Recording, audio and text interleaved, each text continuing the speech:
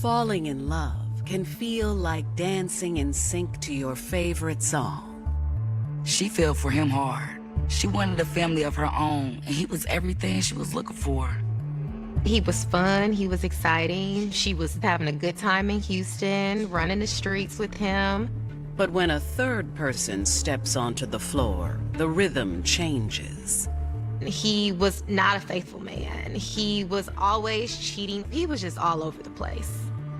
All of a sudden, here comes a younger woman, and that's when things went bad. Suddenly, what was once harmony turns into chaos. She always had issues, outbursts. She was a troublemaker. He now has this young, vibrant girlfriend. That's enough to make you jealous and make you enraged. And one reckless move can leave lives forever broken. The car lunged forward and she started driving toward her. It was blood everywhere. It was a brutal scene. The overwhelming feeling kept coming over me that, like, you need to leave. If you don't leave, the next time you're gonna die. March 28th, 2013. Houston, Texas.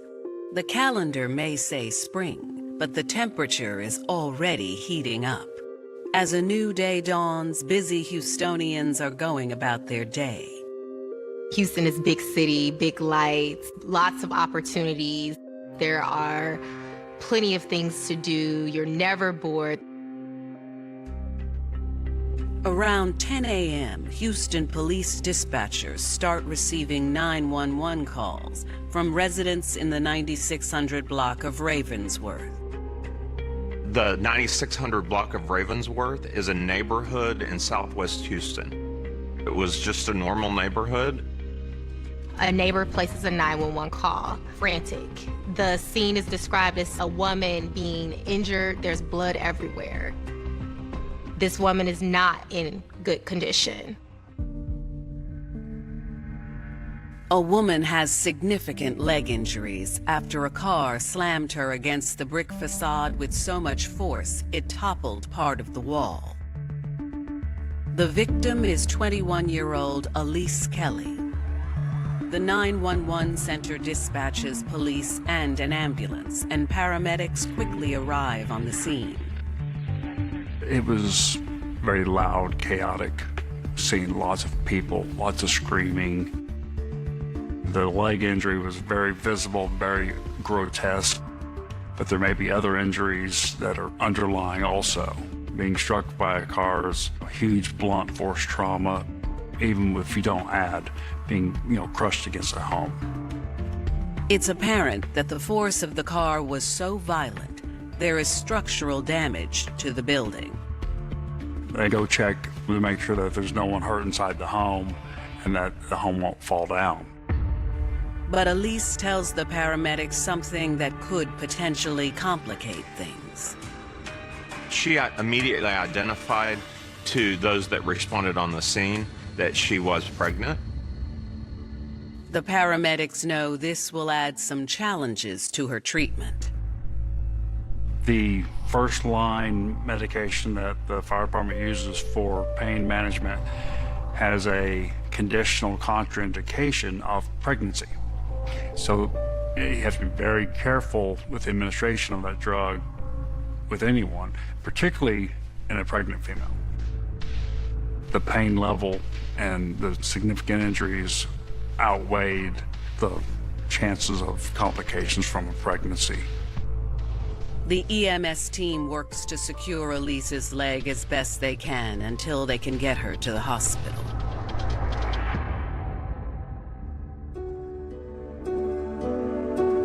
Before landing in Houston at the age of 18, Elise Kelly grew up in Virginia and Dallas.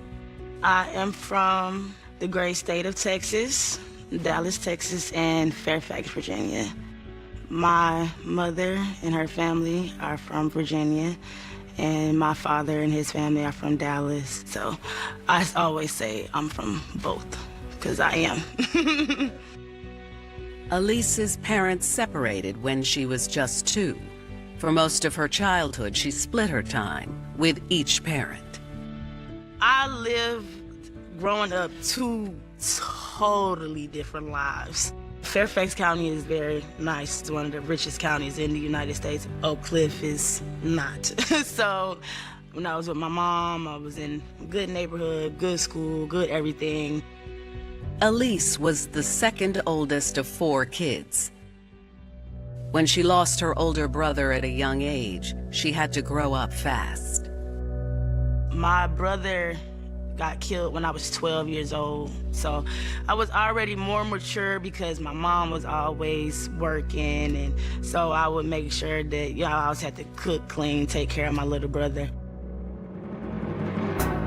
When Elise graduated from high school in 2009, she'd set her sights on college.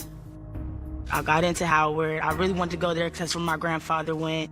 You know how you're young, you don't really know. I'm like, no, this is not for me. I'm gonna do something else. Elise packed up her things and moved to Texas instead. New to the city, Elise was looking for things to do and people to meet. My mom had a friend. He was like, oh, well, I have a homeboy. He could take her out. And it was Chris. Chris Cheney, a man 5 years older, offered to show Elise around town. Before she knew it, 18-year-old Elise was swept up in a whirlwind romance with Chris. I never had met a man that could just, take me out. We would go to, all the best places, nice places, the best hotels. Anything I wanted to do, we'll do it. But after months together, their relationship took a turn for the worse. I don't remember what it was, but he said something, and I said something, and he just slapped me. I never had been hit by a dude before. I never had. So I get on the bed, he pulled my leg, and then he hit me again. And then I'm like, oh, hell no. Elise ended the relationship and moved back to Virginia, where she got back together with her ex-boyfriend. We get back together. I get me a little job. I'm back in Virginia, and I'm pregnant, y'all. Elise called Chris to tell him the news. So I called him and I told him I was pregnant, and he gonna tell me, mind you, I was with this man every day since I met him. Are you sure the baby mine? I said, what? At that point, I was just kind of deflated. This raised concerns for her, so she decided to stay in Virginia and raise her son Tyree on her own. After a few weeks, she and Chris reconnected. At this point, we started back communicating, and he's like, you and my son, y'all need to be down here with me. For her son, Elise pushed her concerns about Chris aside. As soon as I had the baby, Tyree was only probably about a couple weeks old. The couple were soon expecting another child. Elise was excited about building a family with Chris. But now she's in the hospital in critical condition as doctors fight to save her life and that of her unborn child.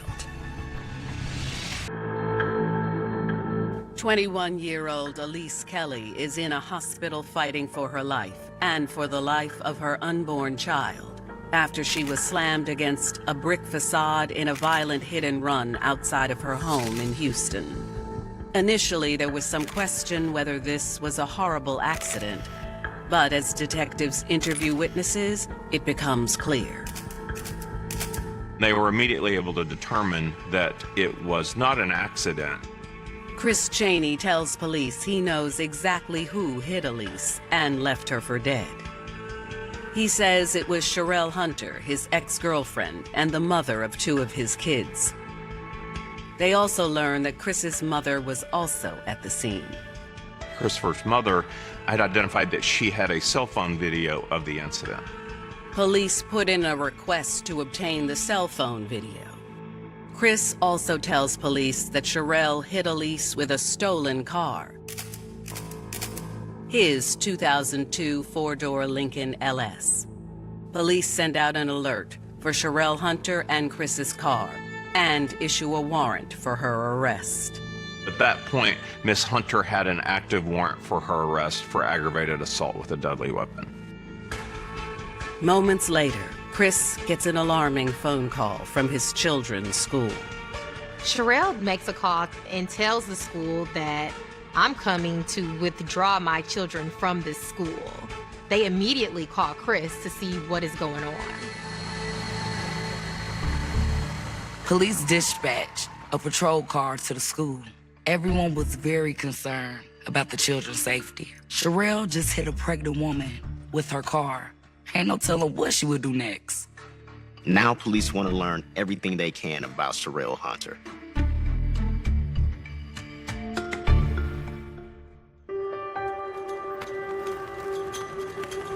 Sherelle Hunter was born in July of 1986. Now, Sherelle grew up in Houston, and like every other woman, she had dreams of finding love and building a family. Sherelle found that love with Christopher Chaney while still in her teens. There was an instant connection. Chris is fun, Chris is exciting. He has her attention. Chris knew how to make her laugh and keep things interesting. She fell for him hard. By the time Sherelle was 25, the couple had 2 children, but their relationship had already deteriorated. Chris was not a faithful man. He was always cheating on Sherelle, despite him being the father of her children. And he also supposedly had 2 other kids by 2 other women. Being constantly betrayed by Chris took its toll on Sherelle. It left her feeling insecure and unworthy. And she started clashing with other women. She had gotten to it with other women in the past. She always had issues, outbursts, etc. By 2013, Chris had called it quits with Sherelle and was living with Elise Kelly and their first child. It's nothing like watching your happy home be destroyed by another woman. And that's essentially what Sherelle thought was happening to her. She's now considered to be the ex-girlfriend, and her 2 kids were currently living with Chris and his new girlfriend, right? And his new girlfriend is this young, vibrant 21-year-old. And any woman that steps into a situation, I have 2 kids by this guy, and he's pushed me to the side. That's enough to make you jealous and make you enraged. So she has a lot of, rejection that she's feeling from this situation.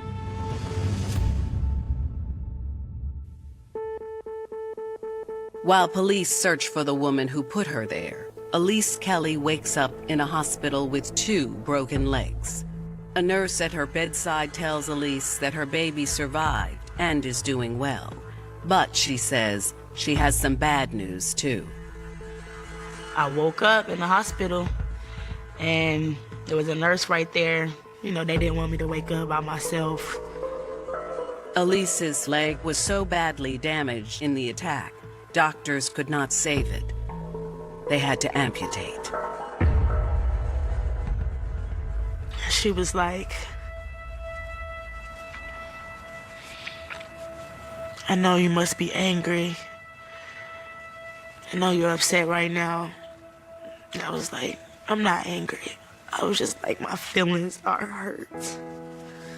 Because all I wanted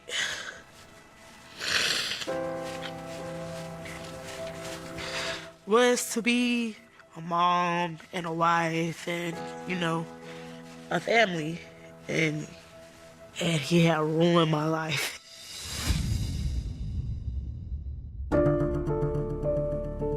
While police continue their search for Sherelle, investigators are working to establish a motive for why she would hit Elise and leave her for dead.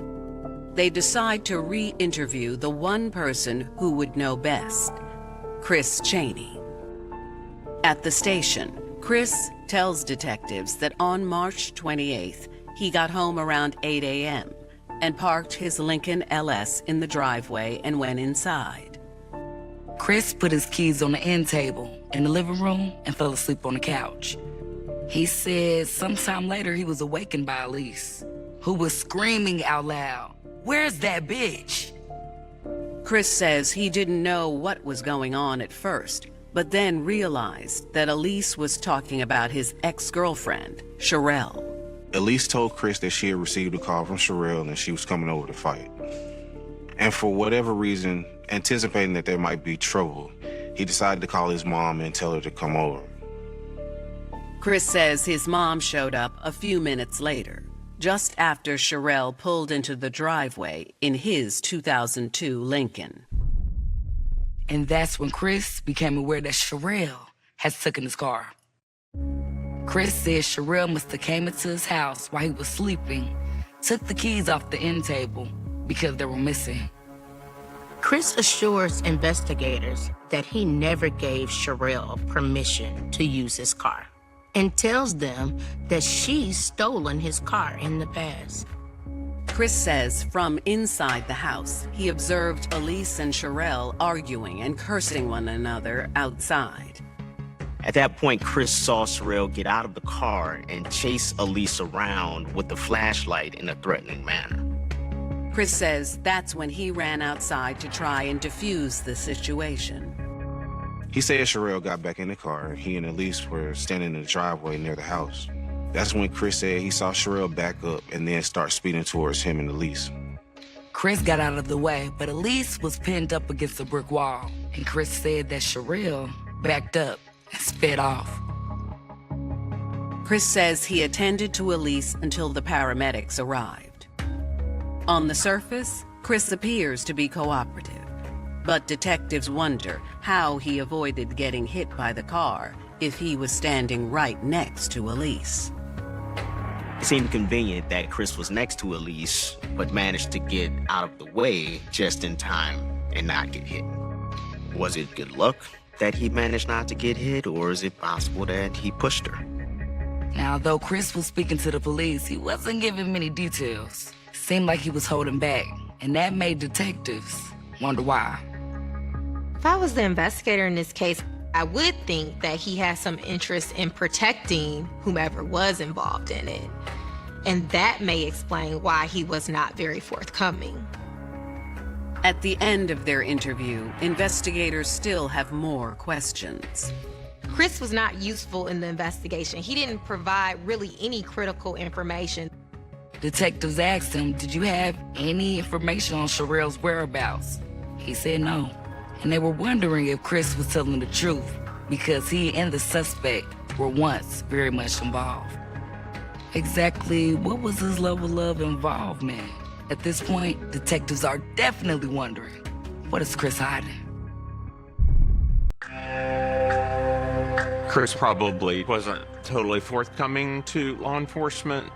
It's a tough dynamic. Systemically, we know that there are situations where citizens aren't served by talking to law enforcement. But most of the time, when they're coming out, they're going to be out there to serve that victim who's in need at that point. It's so important to be able to provide those details and the information about a case or an investigation up front so that the officers can do their job.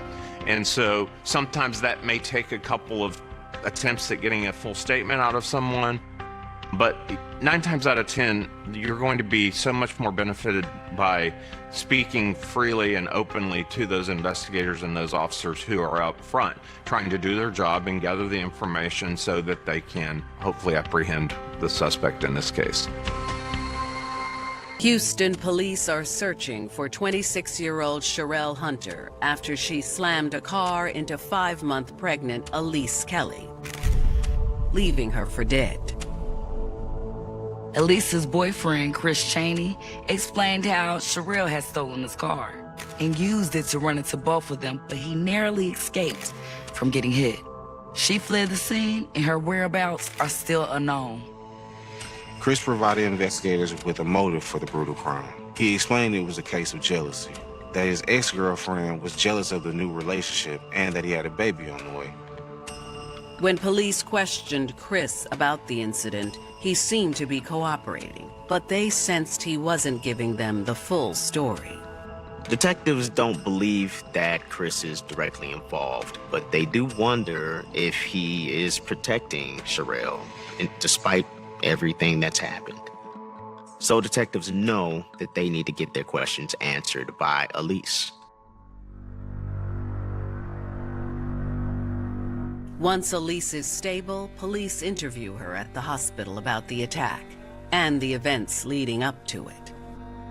Elise says shortly after she and her newborn son, Tyree, moved in with Chris, his son and daughter, who he shared with Sherelle Hunter, moved in with them too. They were living with us. They're in school, they're in activities.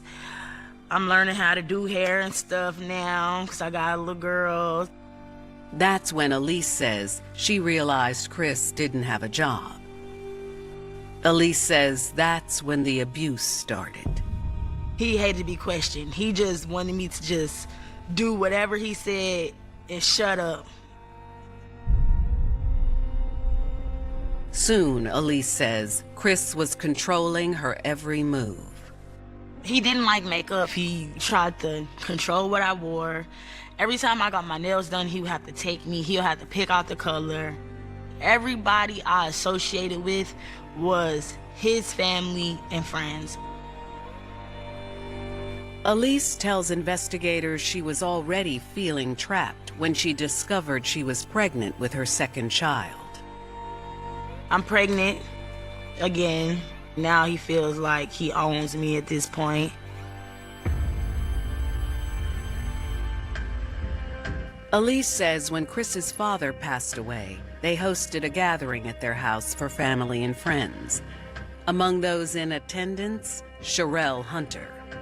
I had never met her. I was just always told because she was a loose cannon, so it was best that we didn't meet. Up to this point, investigators assumed that Sherelle was consumed with jealousy over Elise, like Chris had said, because Elise was Chris's new and younger girlfriend, and they were having another baby together. But then Elise drops a bombshell. She says as she was walking around the gathering, she overheard a conversation. I walked past the conversation about Chris and how much of a mess that this is, that he has us both pregnant. It turns out that Sherelle was also pregnant with Chris's child, and this just rocks her world. Elise explains to detectives how she decided to confront Sherelle. Aware Sherelle was known to have a bad temper, she attempts to tread lightly. She's in the backyard, so I just go up to her. I'm like, hey, I'm Elise. I see you're pregnant, congratulations. She's like, oh yeah, I heard it's Chris' baby. And when I say that, she, oh, you don't know me. Oh, da, da, da, da, start just screaming. Elise says she went and got Chris and told him, you know what, you're busted, and she gotta go right now. So I'm just sick to my stomach with the whole situation. Everybody leaves, and I'm like, is that your baby? And he's saying a lot of things, but he's not saying no. He's not answering the question. Elise says a heated brawl ensued.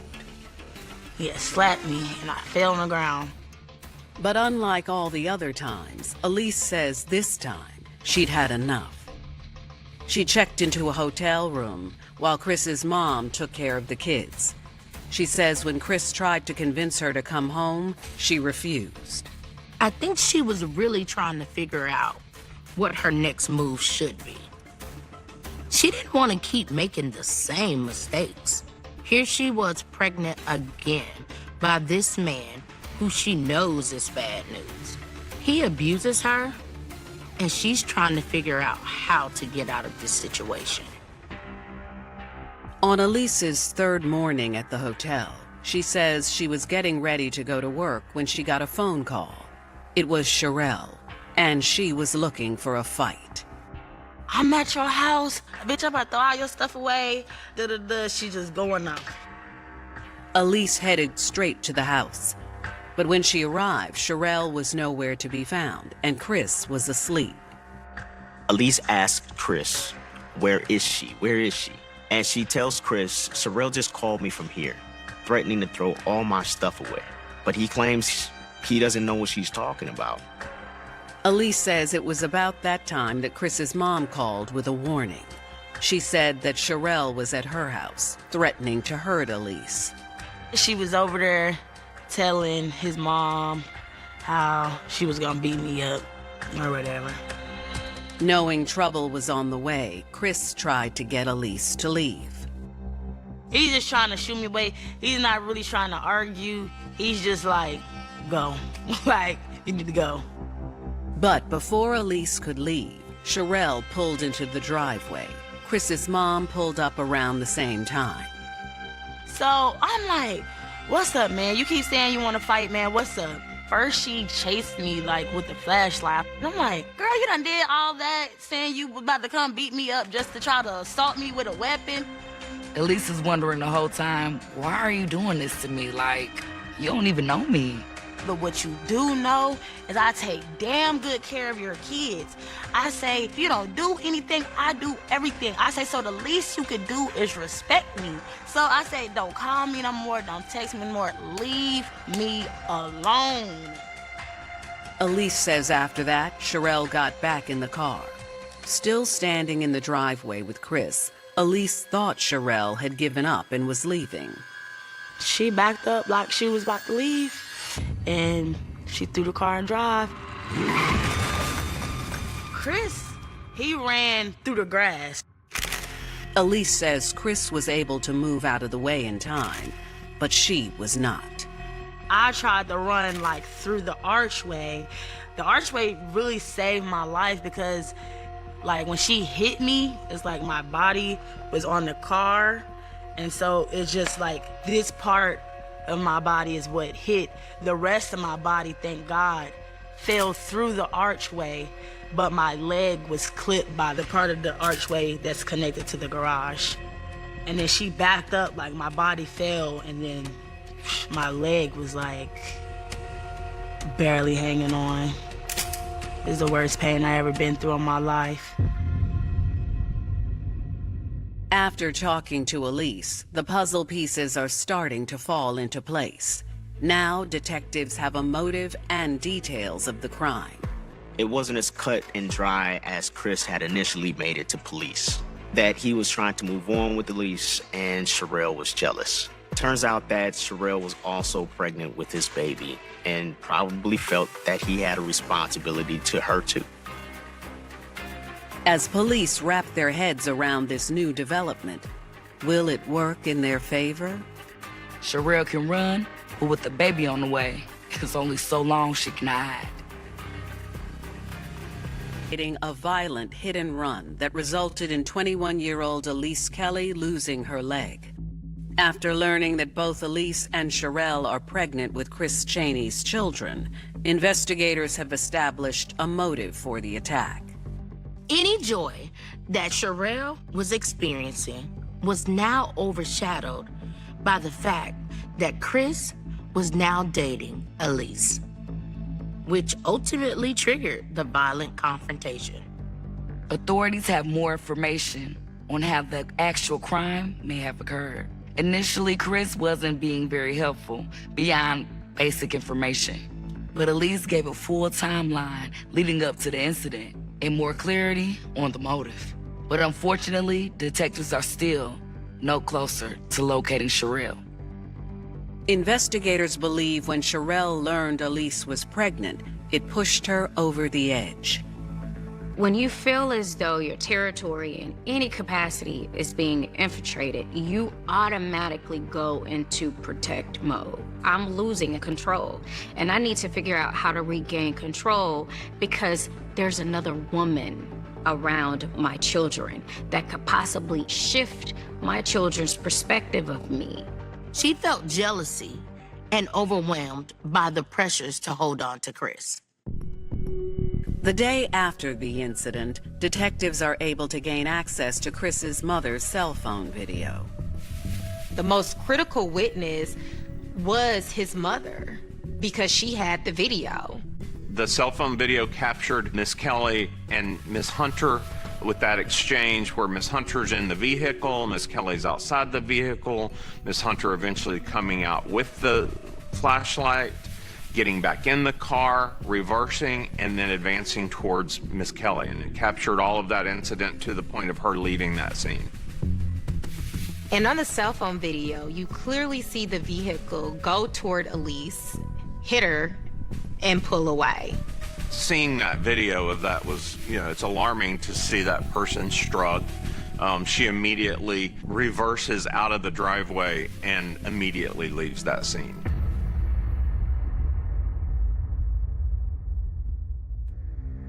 On April 1st, 2013, 2 days after a warrant was issued for her arrest, Sherelle Hunter turns herself into the Harris County Jail.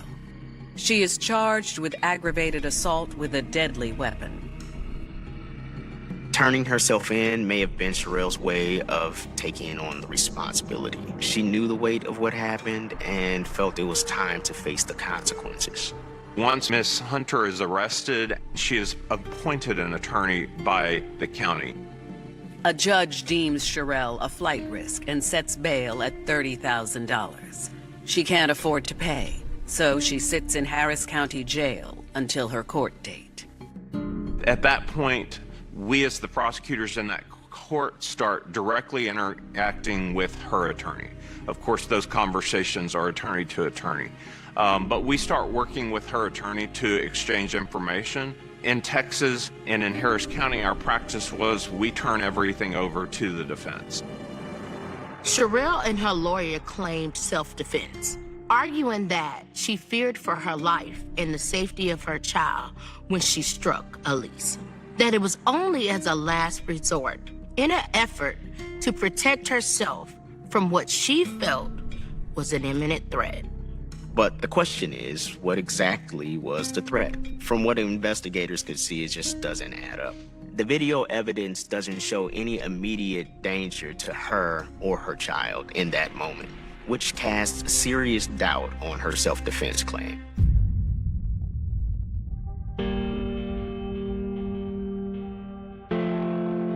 When Elise hears the news that Sherelle has been arrested, she's focused on other things.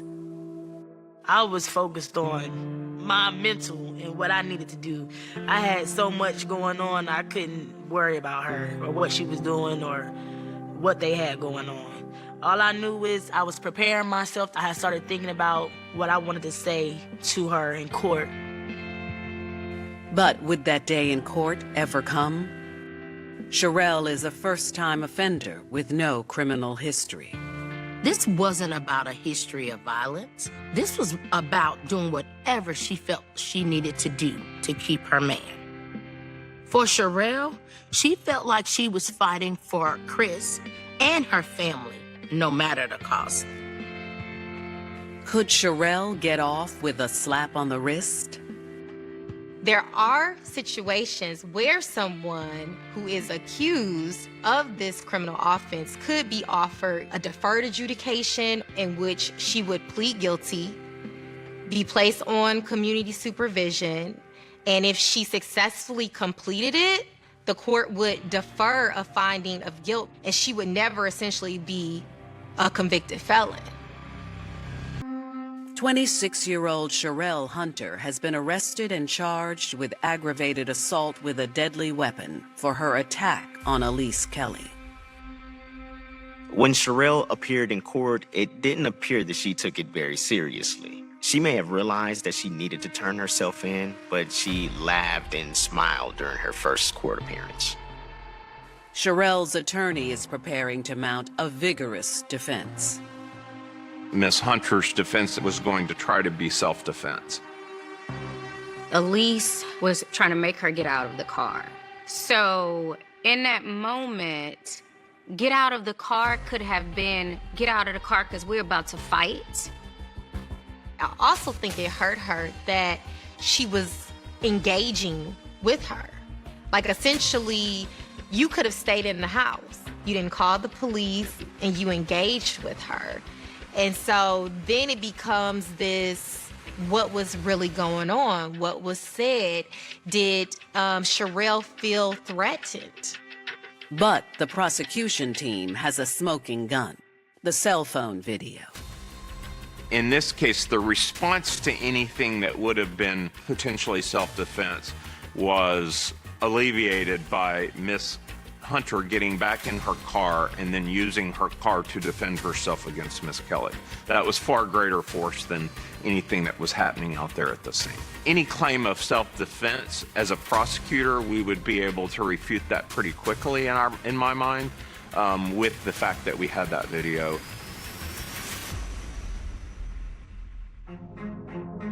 The prosecutor thinks the cell phone video would leave no question in a jury's mind that Sherelle intentionally attacked Elise, and it wasn't in self-defense. Oftentimes, as a prosecutor or working with law enforcement, you would hear, there might be video evidence of this crime or a surveillance video or sometimes even cell phone video. Rarely does it ever capture the entirety of the offense. For all of us to see. Eventually a jury was going to be able to see basically the entirety of this offense captured on Mr. Chaney's mom's cell phone. As the prosecution decides whether or not they have enough to take the case to trial, Sherelle's attorney prepares her for the potential outcomes. After 8 months, the prosecution offers Sherelle a plea deal. With a plea of guilty, you are saying, I plead guilty to the offense of aggravated assault with a deadly weapon under these facts. In exchange for a guilty plea, the state is offering Sherelle 2 years in prison. Will Sherelle accept the deal or take her chances with a jury trial? Eventually, at some point, when the judge is saying, okay, we have to have a decision in this case. Are you going to accept the prosecutor's plea agreement, or are we going to take this case to trial? Then at that point, Ms. Hunter is going to have to gauge her options and the potential risks of going to a jury trial. If a jury finds you guilty, we know 2 to 20. If a jury finds you not guilty, great, everybody goes home. Sherelle likely sees herself as the one who was hurt. Accepting guilt might mean letting go of that belief. And that might be something she's just not willing to do. 2 years for hitting someone with a car with so much force that she loses her right leg seems really low. But who knows what would have happened if she went to trial. She could get off entirely or get a very long sentence. At this point, Sherelle is facing the possibility of losing everything.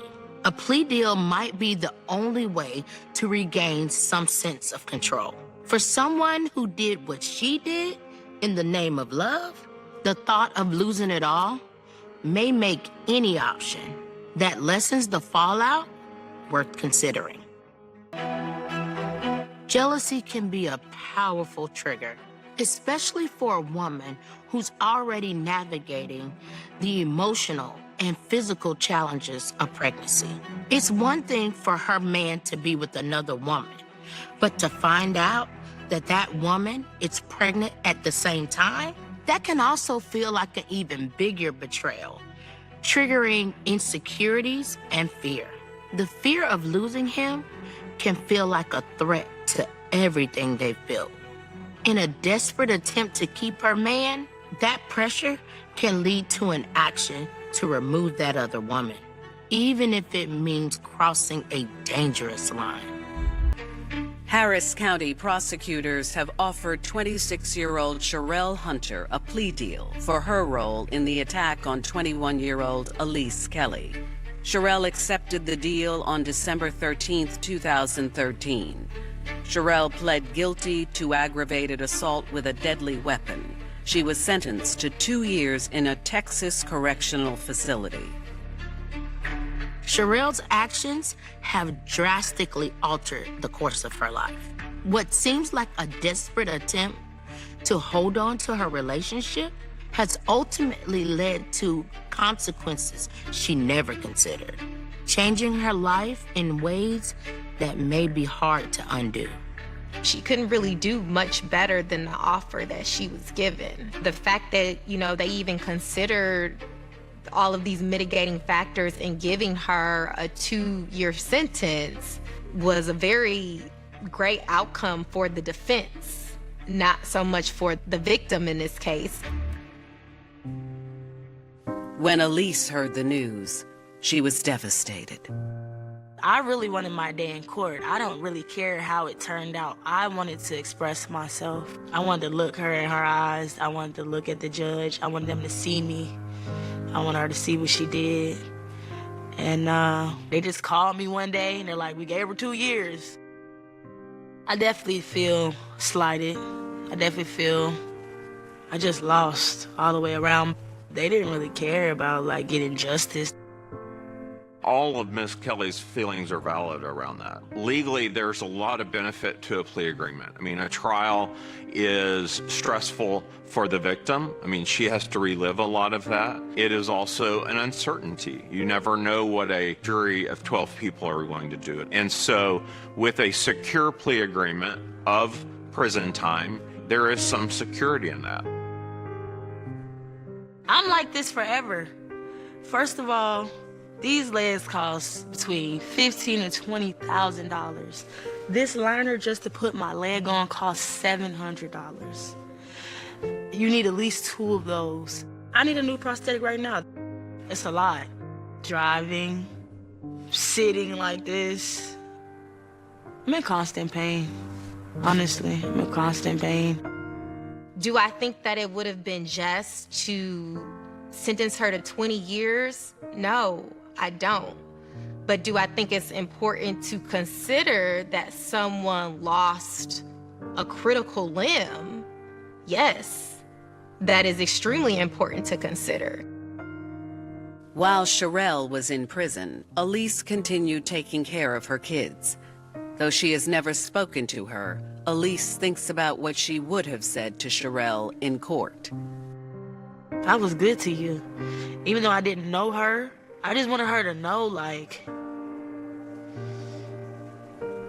me.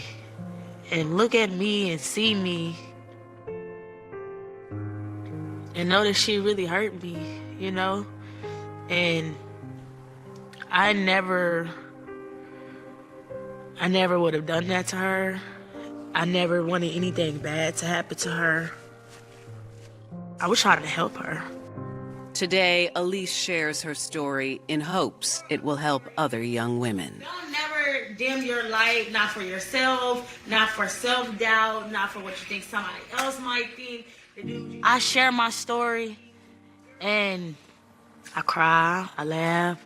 But it's you never know who needs to hear it. You're ready for love once you love yourself so much to where you know what you're gonna do, what you're not gonna do. I was trying to find my satisfaction and my place in life and my role in the world through somebody else and how they felt about me and what they deemed me to be. And I put him on a pedestal and put myself down. Sherelle's actions affected far more than her relationship. Elise was permanently injured, and Sherelle's own children will carry the weight of this for years. What she did for her man didn't do her. The sound of a heavy brass key turning in a long-forgotten padlock doesn't simply shatter the silence. It unleashes a decades-old ghost that has held this entire industrial valley in a chokehold since the freezing autumn of 1978. It was November 12th, a night when a blinding sheet of freezing rain turned the concrete superstructures of the newly built State Reservoir Complex into slick, black mirrors. A night when 19-year-old hydroengineering intern David Vance logged his final safety readings, locked the control cabin door, and walked out into a swirling gray fog that swallowed him whole. No desperate screams were heard over the roar of the spillway turbines. No signs of a struggle disturbed the clinical layout of his workspace, and his keys, his wallet, and a half-written letter to his mother remained untouched on the main desk next to a mechanical typewriter whose ribbon was stuck mid-sentence. He didn't run away to cross the border, he didn't vanish to escape the draft, and he didn't slip into a new life under a stolen name. He was simply deleted from the grid of the living in the span of a 4-minute blind spot, leaving behind a cold case that would rot inside the state archive vaults for nearly 50 long years, an unsolved enigma that turned an entire county into a breeding ground for whispered paranoia, dark rumors, and unpunished nightmares. The responding deputies found only one bizarre clue that completely defied forensic classification at the time: a single, vintage silver pocket watch placed precisely inside the control panel's high-voltage terminal box, its glass face cracked into a perfect spiderweb pattern, and its mechanical hands frozen forever at exactly 11:42 p.m. That single, terrifying calling card didn't just stall the initial inquiry. It initiated a half-century psychological siege within the tight-knit community of Oakhaven, an unresolved nightmare that transformed every town council meeting into a theater of quiet suspicion and every unlit basement window into a glaring eye of hidden malice. For decades, the faded cardboard evidence box containing David's safety logs, his high school varsity jacket, and that silver watch sat on the bottom shelf of the precinct vault, gathering the gray dust of institutional failure while successive police administrations tried to convince the public that the boy had simply slipped into the deep reservoir waters out of youthful exhaustion. But time is a treacherous keeper of dark secrets, and on this morning, the decades of synthetic peace have been violently shattered by a sudden, explosive breakthrough that rips the floorboards out from under the city's oldest and most respected industrial dynasties. The digital processing bays at the state's newly retrofitted high-density genetic tracking center do not flinch, sleep, or succumb to the selective amnesia that small towns use to survive their own rot. It was exactly 3:12 a.m. on this morning when an automated sequence analysis terminal in the capital began to chatter, its high-definition display screens rendering a 100% familial DNA match between a degraded epithelial cell recovered from the interior gear train of that 1978 silver pocket watch and a routine cheek swab submitted to a national database by a 31-year-old biomedical engineer applying for a federal research passport. The match didn't point to a nomadic drifter or a dead convict whose record had already been closed. It pinned a direct biological lineage to a living, breathing fixture of the Oakhaven community, a 76-year-old retired chief engineer who lived in a massive stone estate directly overlooking the very reservoir walls where David Vance had taken his final breath. The realization hit the current cold case task force with the concussive force of a physical blow.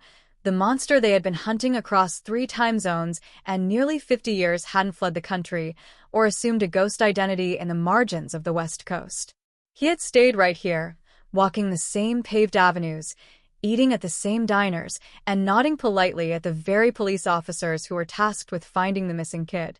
He had mowed his lawn every single Saturday morning since the autumn of 1978, watched the annual memorial vigils from his panoramic living room window, and served as a consultant for the very municipal water board that was built over the site of the disappearance.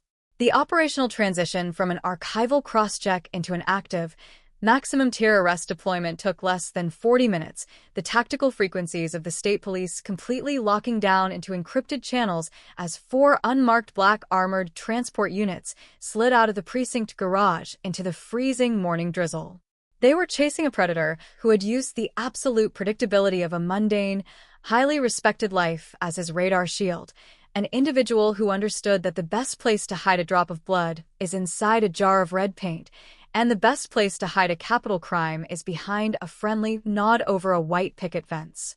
The air over the Oakhaven Historic District this morning carries the metallic, sharp scent of ozone and wet cedar, a pressurized quiet that always precedes a lightning strike or a total institutional collapse. The tactical convoy did not use sirens or emergency strobes as it turned onto the grand, tree-lined avenue of the ridge.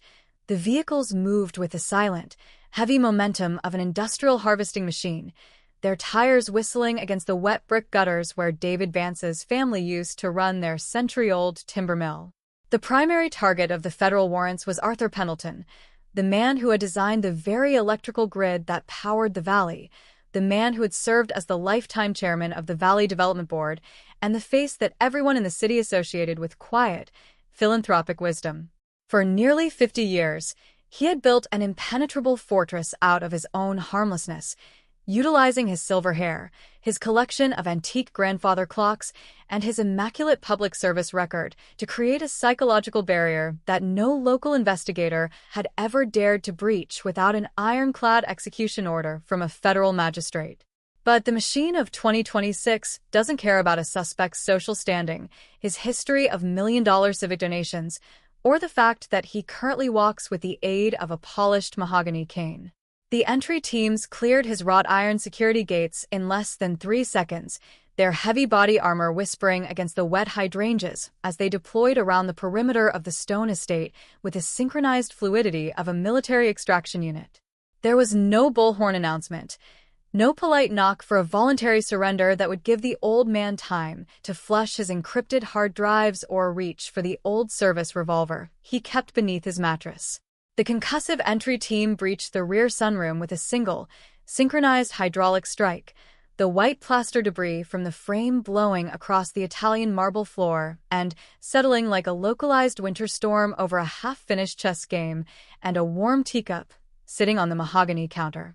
When the smoke cleared, the valley's most respected former civic leader was on his stomach in his velvet slippers, his thin wrists secured by heavy black zip ties that bit deep into his liver-spotted skin, his mouth making a low, whistling sound of total compliance, as if he had been rehearsing this exact moment of capture every night of his stolen life.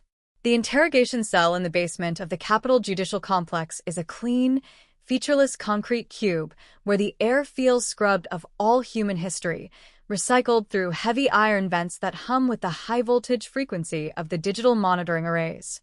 Arthur Pendleton sat motionless at the steel table, his shoulders hunched beneath his cashmere cardigan, his spectacles sitting slightly askew on the bridge of his nose as he stared down at his own reflection in the polished metal surface. He didn't look at the document screens that were displaying high-definition digital scans of his 1978 corporate banking logs and personal journals onto the wall across from his chair. His focus was entirely locked onto Detective Marcus Vance, the nephew of the victim, a man who had spent his entire adult life tracking the ghost of David through the bureaucratic blind spots of the county record books. The investigator didn't begin the session with an explosion of accusatory anger or a display of graphic crime scene photos. He simply placed the original silver pocket watch in the center of the table between them, its cracked glass face reflecting the harsh, unyielding glare of the recessed halogen lights above like a tiny, solid eye of pure accusation. The suspect's fingers twitched slightly against his knees, a micro-expression of absolute recognition that was captured in high definition by the biometric cameras mounted behind the two-way glass. You taught him how to map the subterranean drainage conduits beneath the main dam, didn't you, Arthur? Marcus said, his voice dropping into a level, rhythmic register that cut through the silence of the room like a diamond blade through dry bone. He thought you were his mentor, a lonely visionary who wanted to help a young student secure a lifetime career with the Water Commission. He didn't know that you had been logging his hours, tracking the exact minute he stepped away from the main terminal, and mapping the structural access lines of the emergency spillway tunnels for 6 months before the night the lights went out on the reservoir. The suspect's mouth twitched, a tiny, vertical fracture appearing in the mask of grandfatherly confusion he had maintained since the flashbangs went off in his kitchen. He didn't demand an attorney. He didn't challenge the validity of the genetic genealogy match. He simply reached out a trembling, age-spotted hand and touched the rim of the silver pocket watch with the tip of his fingernail, a gesture of absolute intimacy that made the skin of the observing technicians crawl behind the two-way glass. He had a very specific way of tracking the turbine vibrations, Pendleton whispered, his voice a dry, rattling hiss that sounded like dead leaves being dragged across an asphalt driveway by a winter wind. He never used the automated sensors. He said they were prone to baseline calibration drift under high hydrostatic pressure. I gave him that silver watch at his orientation dinner in the summer of 1978. It was a token of appreciation for his precision, a gift to show him that someone was paying attention to the details of his career. but he paid too much attention to the details, detective. He started tracking the concrete pour manifests for the lower subgrade vaults after the night we experienced the midnight drop in the water table. He started looking at me through the office windows with that look of silent suspicion that turns a professional partnership into a prison cell. The confession didn't drop as a dramatic, loud outburst. It unfolded with the mechanical, cold precision of a blueprint being unrolled across a steel desk, a detailed narrative of a half-century obsession that had turned the interior walls of a massive civic utility complex into a multi-layered matrix of observation, control, and death. He began to describe the geography of 1978 not as a memory of a lost youth, but as a system of pressures, voids, and conduits, mapping the exact structural lines of the reservoir dam that allowed him to move through the unmapped construction shafts without ever stepping into the view of the security watchman or crossing the path of a civilian witness. The pneumatic concrete saws did not wait for the afternoon sun to break through the gray cloud cover before they began their work in the narrow utility courtyard between Pendleton Stone Estate and the primary concrete barrier of the Oak Haven Reservoir. The entire block of the Upper Reservoir Road had been closed under the guise of an emergency natural gas line mitigation order, a strategic deception executed by the Federal Marshal Service to keep the regional news drones from realizing that 40 state police recruits were currently excavating a private terrace garden to find the remains of a boy who vanished before the invention of the microchip. The air over the residential valley was a thick, choking fog of pulverized limestone, stone dust, and the chemical scent of ancient, decaying topsoil that turned the black tactical uniforms of the perimeter guard line into a pale, ghostly gray. The lead forensic anthropologist stood at the edge of the newly opened trench with her hands braced on her hips, her eyes tracking the movement of the mini-excavator as its steel bucket peeled away the layers of granite paving stones that Arthur Pendleton had personally laid down in the weeks following the 1978 investigation. Each layer of earth removed was a decade of historical deception stripped away, the modern landscaping aggregate of the 2010s, the coarse gravel matrix of the early 2000s, and finally, a thick, dark subbase of high-density industrial concrete that had been mixed with iron slag to form an absolute, permanent seal over an old drainage inspection hatch behind his carriage house. The clock on the dashboard of the mobile command unit read exactly 2:14 p.m. when the diamond-tipped blade of the main concrete saw hit a void, a sudden vertical drop in mechanical resistance that caused the operator to kill his engine instantly, leaving nothing but the sound of the gray rain hitting the plastic tarps and the heavy, ragged breathing of the excavation team. The anthropologist dropped into the pit on her hands and knees, her high-powered headlamp cutting through the damp steam rising from the wet concrete as she used a horsehair brush to clear away the white slurry from a long, narrow metal object that had been wrapped in multiple layers of heavy, grease-coated industrial plastic sheeting. It wasn't standard building material. It was a vintage 1970s heavy steel tool vault, its industrial hinges sealed shut with lead solder that had been applied with a commercial torch from Pendleton's own basement workshop. The Chandong Kin Hong went through the crowd of local residents who had gathered behind the distant security cordons like a physical current, a collective gasp that seemed to drop the temperature of the entire valley by 10 degrees in a single second as the realization took hold that the ghost story was real. They had spent 48 years watching Arthur Pendleton tend his prize-winning orchids on this exact spot, had seen him host charity fundraising dinners less than 5 feet from the concrete slab, never realizing that the pavement beneath their lawn chairs was the ceiling of a tomb, a deliberate, calculated sarcophagus engineered by their favorite civic leader to hold the physical record of his crime forever within his reach. The arrest of Arthur Pendleton and the opening of the steel tool vault didn't just smash the 50-year-old cold case. It initiated a complete moral and structural collapse within the civic institutions of Oak Haven. By 5 o'clock that evening, federal marshals had executed secondary search warrants at the municipal archives and the offices of the former County Water Commission, seizing 3 decades of internal engineering logs, water quality certificates, and unaudited construction registries that had been managed by Pendleton's late father in the late 70s.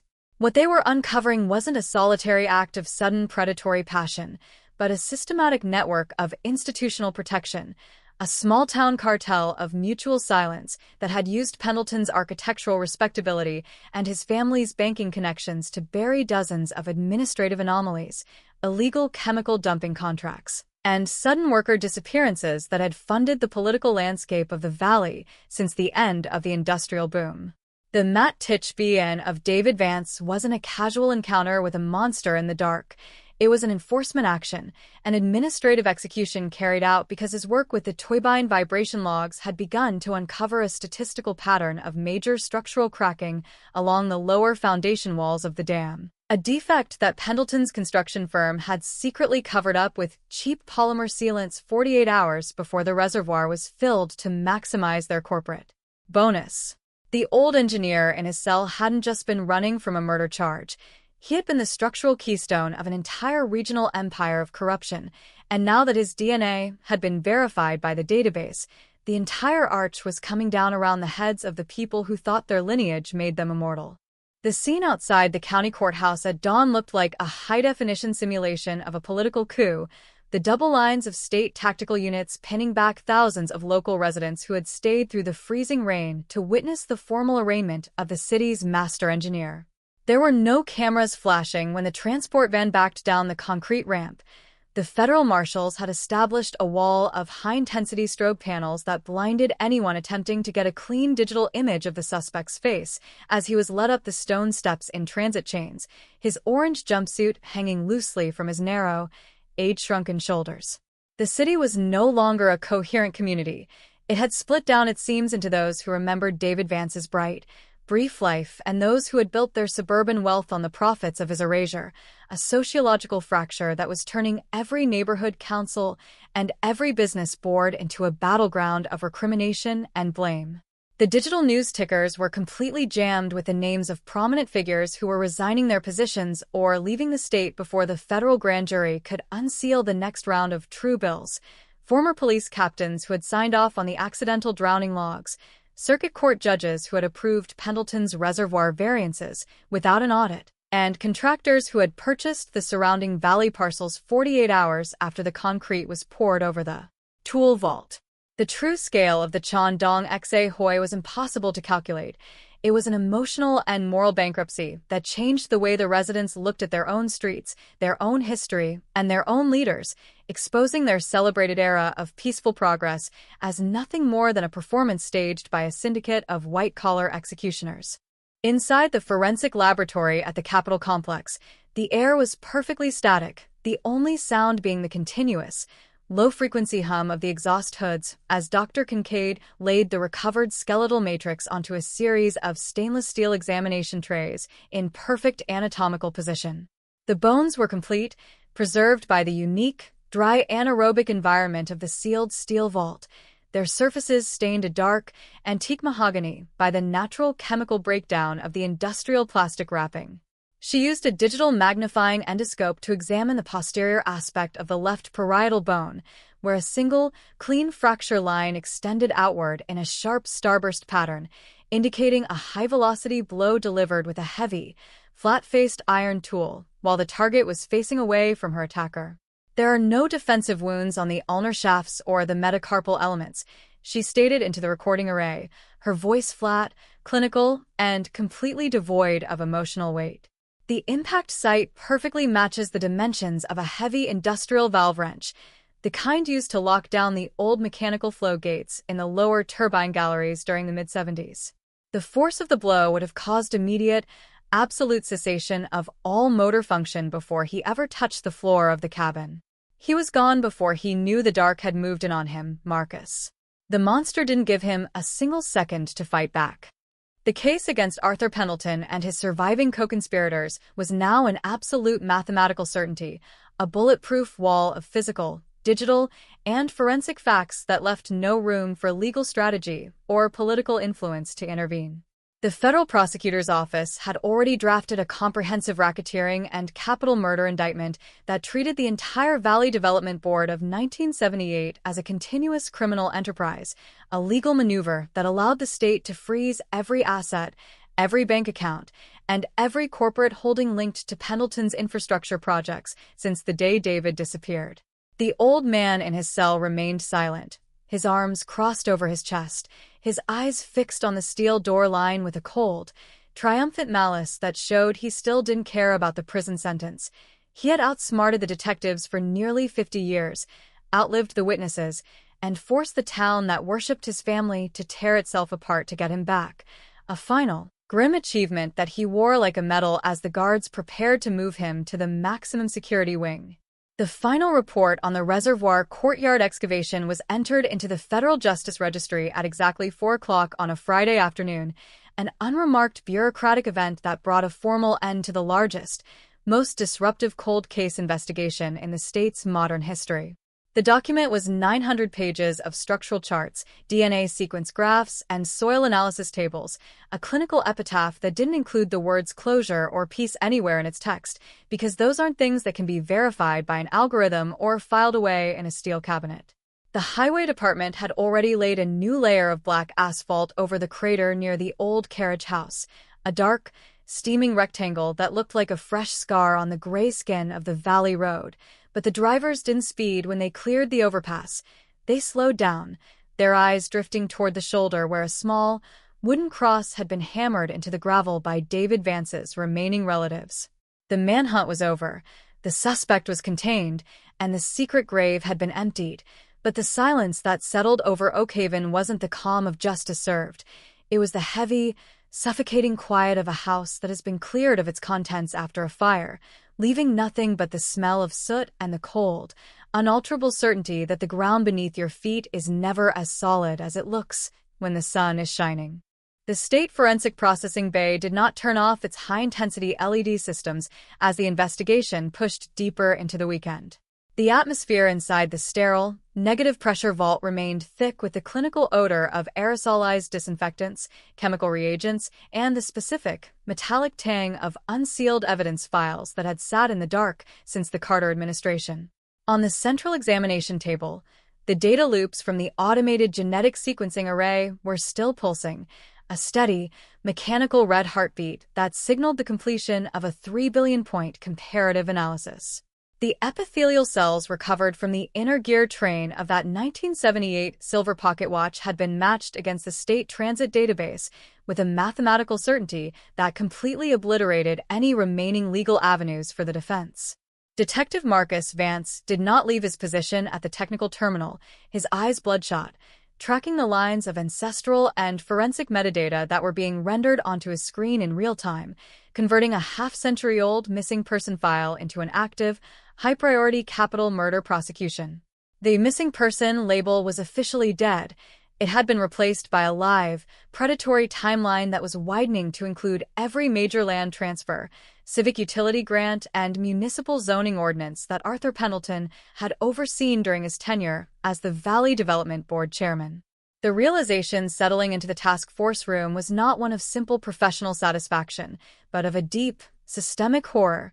They weren't just dealing with an isolated predator who had committed a random act of violence in the fog of 1978. They were looking at a man who had used the absolute respectability of his academic and civic standing to turn the physical blueprint of Oakhaven into a mechanism for concealment and long-term asset fraud. Look closely at the corporate tax registers from the autumn of 1978. The digital reproductions are razor-sharp, each historical entry verified by the forensic auditing software and flagged with orange high-priority vectors. Within 72 hours of David Vance's disappearance, while volunteer search parties were still wading through the reservoir basin with flashlights, Arthur Pendleton had executed an emergency, unaudited land transfer option on behalf of the Valley Development Board. He had signed the documents that cleared the legal titles to the industrial bottomland along the Western Rail Spur, transferring the parcels to a regional development consortium for pennies on the dollar before the State Environmental Protection Commission could deploy its monitoring teams to inspect the municipal well logs. The calculation was flawless in its administrative simplicity. Pendleton understood that a community in the midst of an economic revitalization will always prioritize the promise of incoming commercial capital over the unresolved disappearance of a young engineering student. By using his position as board chairman to fast-track the land clearance before an official homicide investigation could even be authorized by the county sheriff, He had effectively turned the modernization of the utility district into an unconscious security guard for his secret. Every brick paving stone laid down in the courtyard, every municipal infrastructure grant approved, and every commercial storefront built along the Reservoir Road was mathematically calibrated to reinforce the seal over the old carriage house root cellar, transforming the daily commerce of the neighborhood into a permanent shield for his crime. As the interrogation in the sub-basement of the Central Precinct entered its 12th consecutive hour, the psychological dynamic between Marcus and the master engineer had devolved into a deadweight lock. Arthur Pendleton sat with his spine perfectly straight, his hands folded neatly over his knee in a gesture of calm, authoritative patience that felt like an active insult to the memory of the young man he had destroyed. He had replaced his velvet slippers with standard-issue orange detention slip-ons, but he wore his jumpsuit as if it were a tailored academic robe, his eyes reflecting the harsh, white glare of the halogen panels with a cold, glassy detachment that showed no indication of cognitive fatigue. "You are reading a modern moral narrative into an outdated engineering ledger, Marcus," Pendleton said, his voice dropping into that smooth, grandfatherly register that had lulled 3 generations of school board directors into absolute compliance. "You think of Oakhaven as an arrangement of personal memories and emotional attachments, but to an administrator of capital, a city is nothing more than a vertical stack of structural pressures, land values, and utility conduits." In 1978, the Valley development sector was on the verge of total economic collapse. The old manufacturing plants were dark, the banks were freezing local commercial credit lines, and the city council was preparing to write off the entire Reservoir District as a high-density liability zone. That infrastructure grant didn't just rebuild the utility grid. It brought $80 million of liquidity into a community that couldn't pay its public transit workers. David Vance wasn't an enemy of this town. He was an obstruction to a development package that secured the property values of 10,000 families. You sit there with your warrants and your data screens, but your education, your career, and the very building you are sitting in today were funded by the concrete we poured behind that carriage house. The admission dropped into the digital audio recorder with the heavy, unwashable weight of an executive order.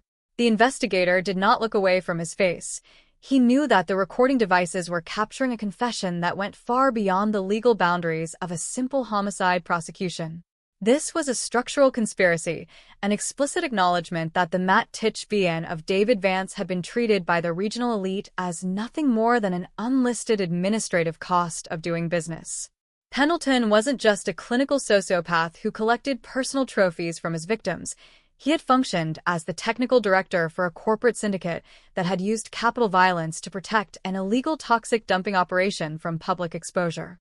The detail the unexpected witness had provided about the night of November 12, 1978, was now being verified by the forensic technicians inside the Capitol Maintenance Depot, where Pendleton's vintage 1974 International Harvester truck was being disassembled bolt by bolt. Using high-resolution infrared multispectral cameras, the criminalists had discovered a series of microscopic, iron-heavy chemical signatures embedded deep within the unsealed wood grain of the rear cargo floorboards, a biological spatter pattern that nearly 50 years of commercial cleaners, fuel spills, and mechanical use had failed to strip from the cellular structure of the timber. The metrics of the spatter, the velocity vectors, the distribution radius, and the perfect 3-centimeter impact arc perfectly matched the cranial fracturing patterns identified by the medical examiner on the stainless steel examination trays 3 floors below. The sheer, industrial indifference of the crime was what sustained the SOC Songdong as the transcripts began to flash across the state's digital news loops at noon. The residents of Oakhaven were no longer simply processing the resolution of an old cold case. They were witnessing the absolute demolition of their local history, forcing themselves to realize that the civic institutions they had trusted, the development awards they had celebrated, and the very streets where they walked their children were the products of a lethal network that had functioned with total institutional immunity for nearly 5 decades. The paranoia was becoming an active, destabilizing current inside the neighborhood, turning every old property transaction, every closed-door council vote, and every public appointment since the late 70s into a suspected act of concealment. The legal teams representing the state's largest real estate investment firms were already scrambling to contain the systemic fallout from the grand jury's initial true bills. At 2:15 p.m., three major international banking groups that had underwritten the commercial redevelopments along the Reservoir Road filed a joint emergency motion before the state Supreme Court, seeking an immediate, unconditional freeze on all public titles within the historic utility district. Their internal compliance officers had realized that if the original land transfers of 1978 were legally classified as the direct products of a capital conspiracy, the deeds to 30 separate commercial properties, including the regional financial offices and the high-density shopping plazas, were legally contaminated, triggering a systemic credit default that could bankrupt the regional bond market before the end of the fiscal quarter. At the Courtyard excavation site, the industrial salvage operation had entered a phase of extreme technical tension.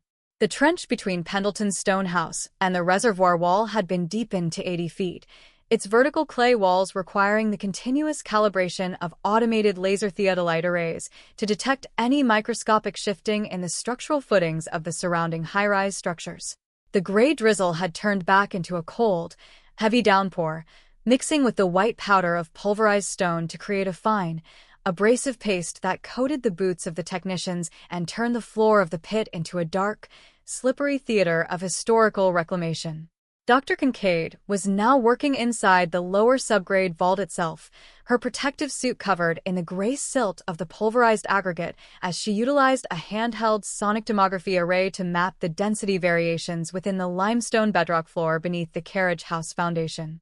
The screen on her technical monitor was rendering a high-contrast digital silhouette that made her data assistant stop her logging sequence with a sharp intake of breath.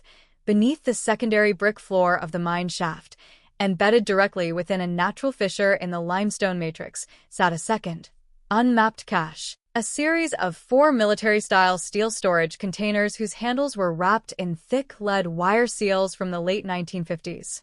The Circle of Silence wasn't 50 years old.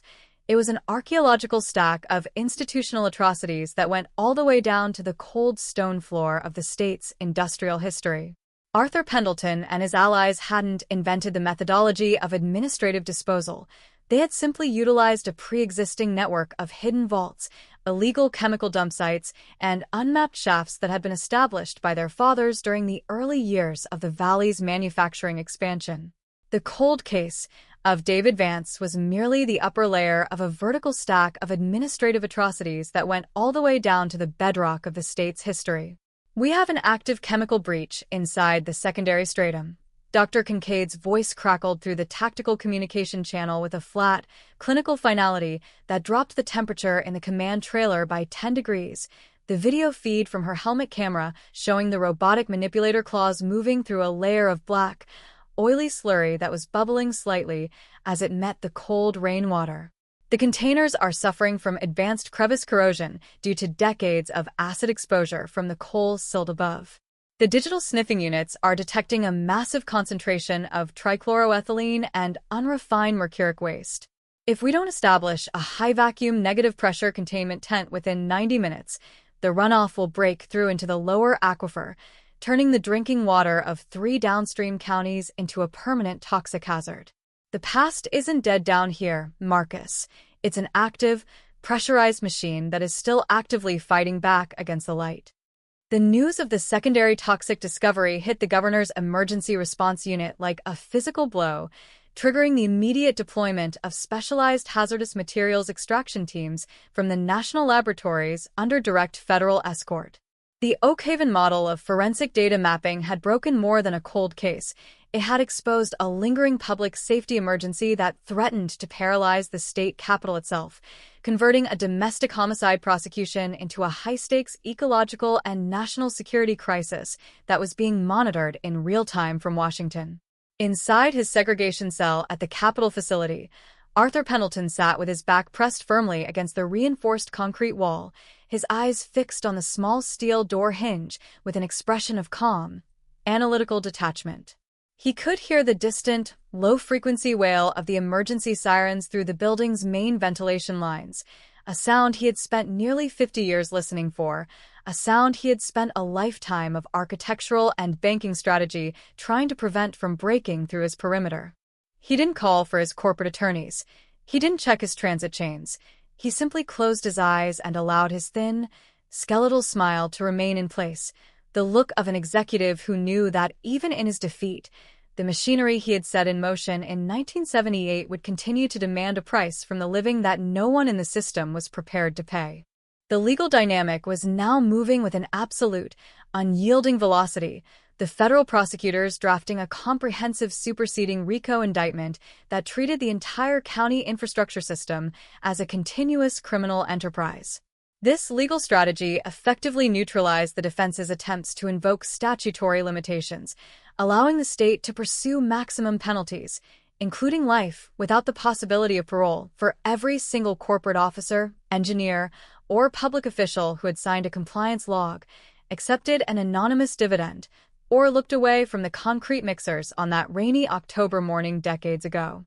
As the gray light of another winter evening began to fade into the thick, freezing fog of the Glen, the long convoy of hazardous materials containment vehicles moved out of the Central Plaza Center, their massive tires throwing up a fine spray of white slurry dust that coated the wet leaves of the hemlock trees along the ridge verges like a layer of gray salt.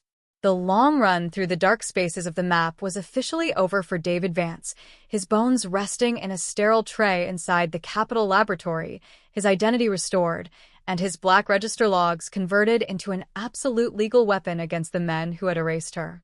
But for the city that had built its wealth on his silence, the concrete was still coming apart, the vaults were still opening, and the graves were still breathing their long-delayed secrets out into the cold, blinding light of a day that had finally run out of space to hide the truth.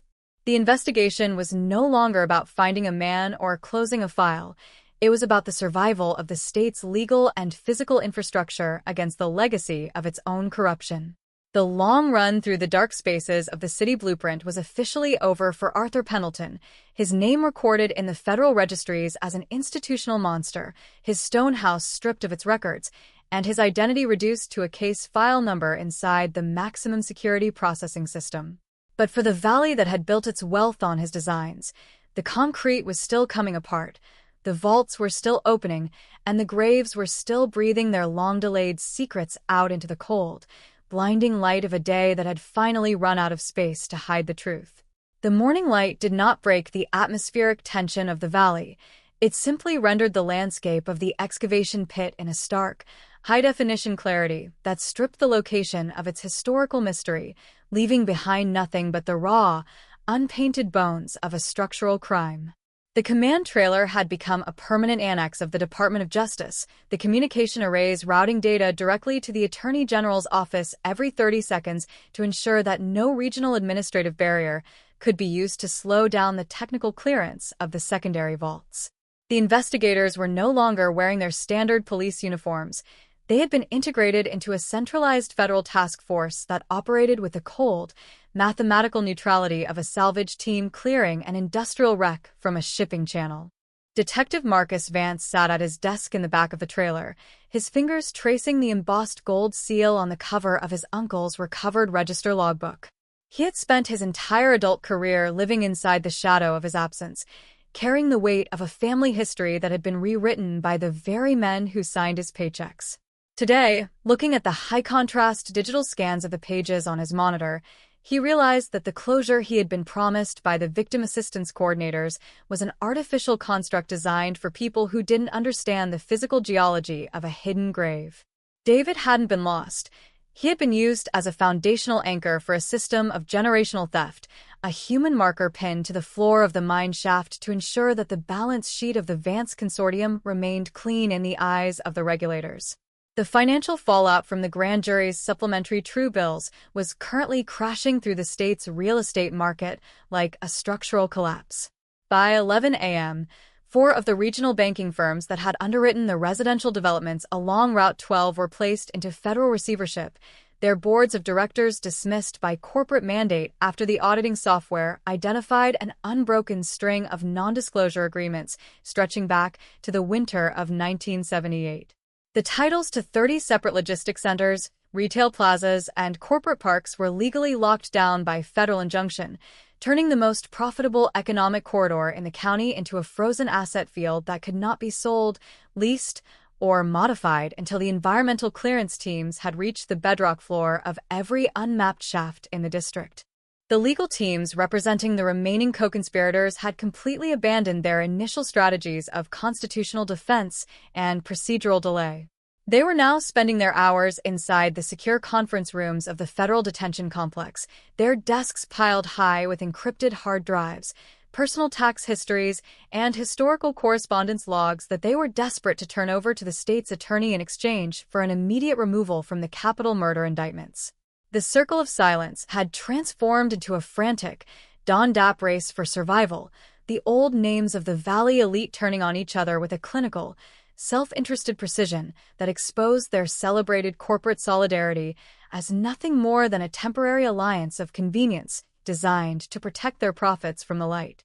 At the base of the reservoir, the hazardous materials teams had finished constructing a high-vacuum negative-pressure containment tent over the mouth of the open shaft, its silver fabric inflating with a low, continuous hiss that sounded like a giant lung breathing through an iron filter.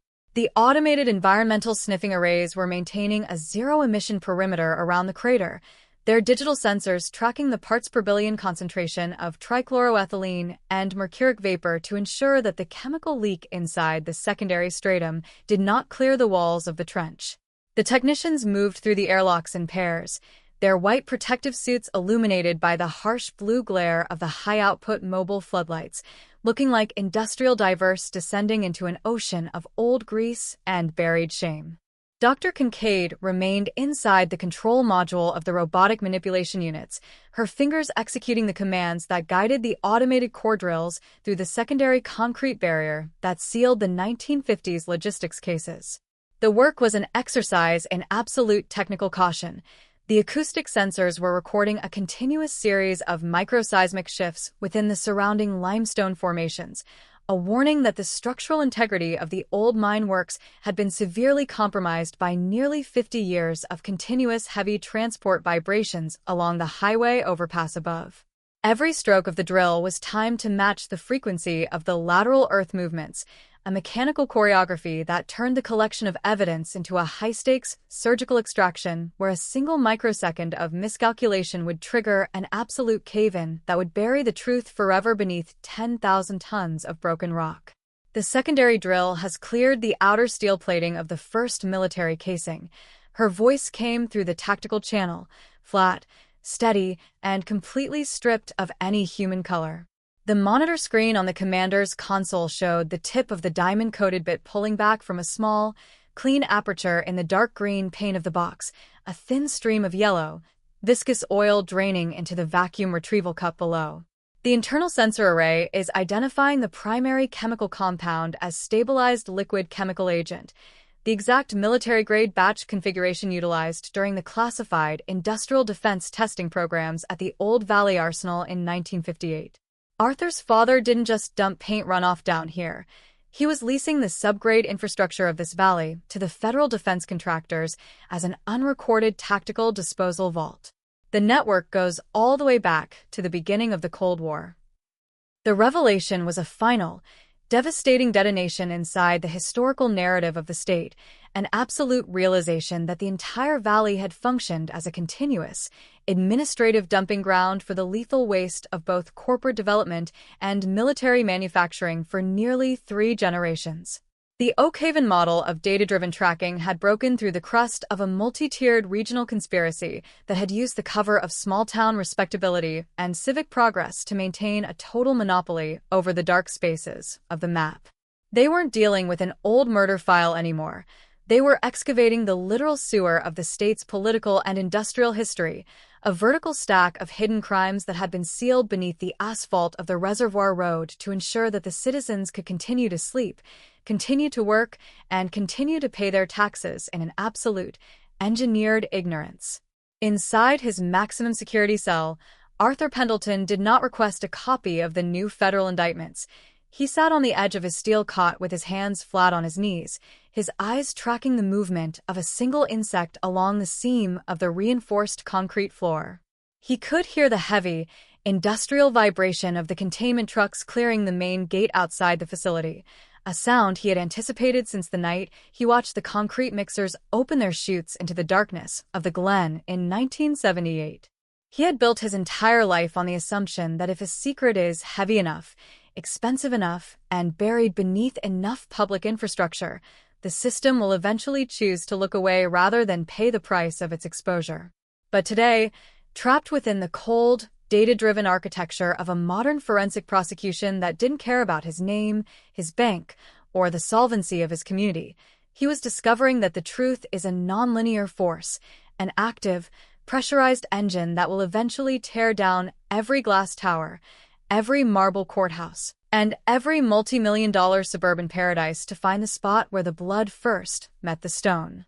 The clock on the wall of the federal grand jury room inside the Capitol Judicial Complex clicked past midnight with a cold, metallic sharpness that seemed to slice through the windowless, white-tiled silence of the secure wing.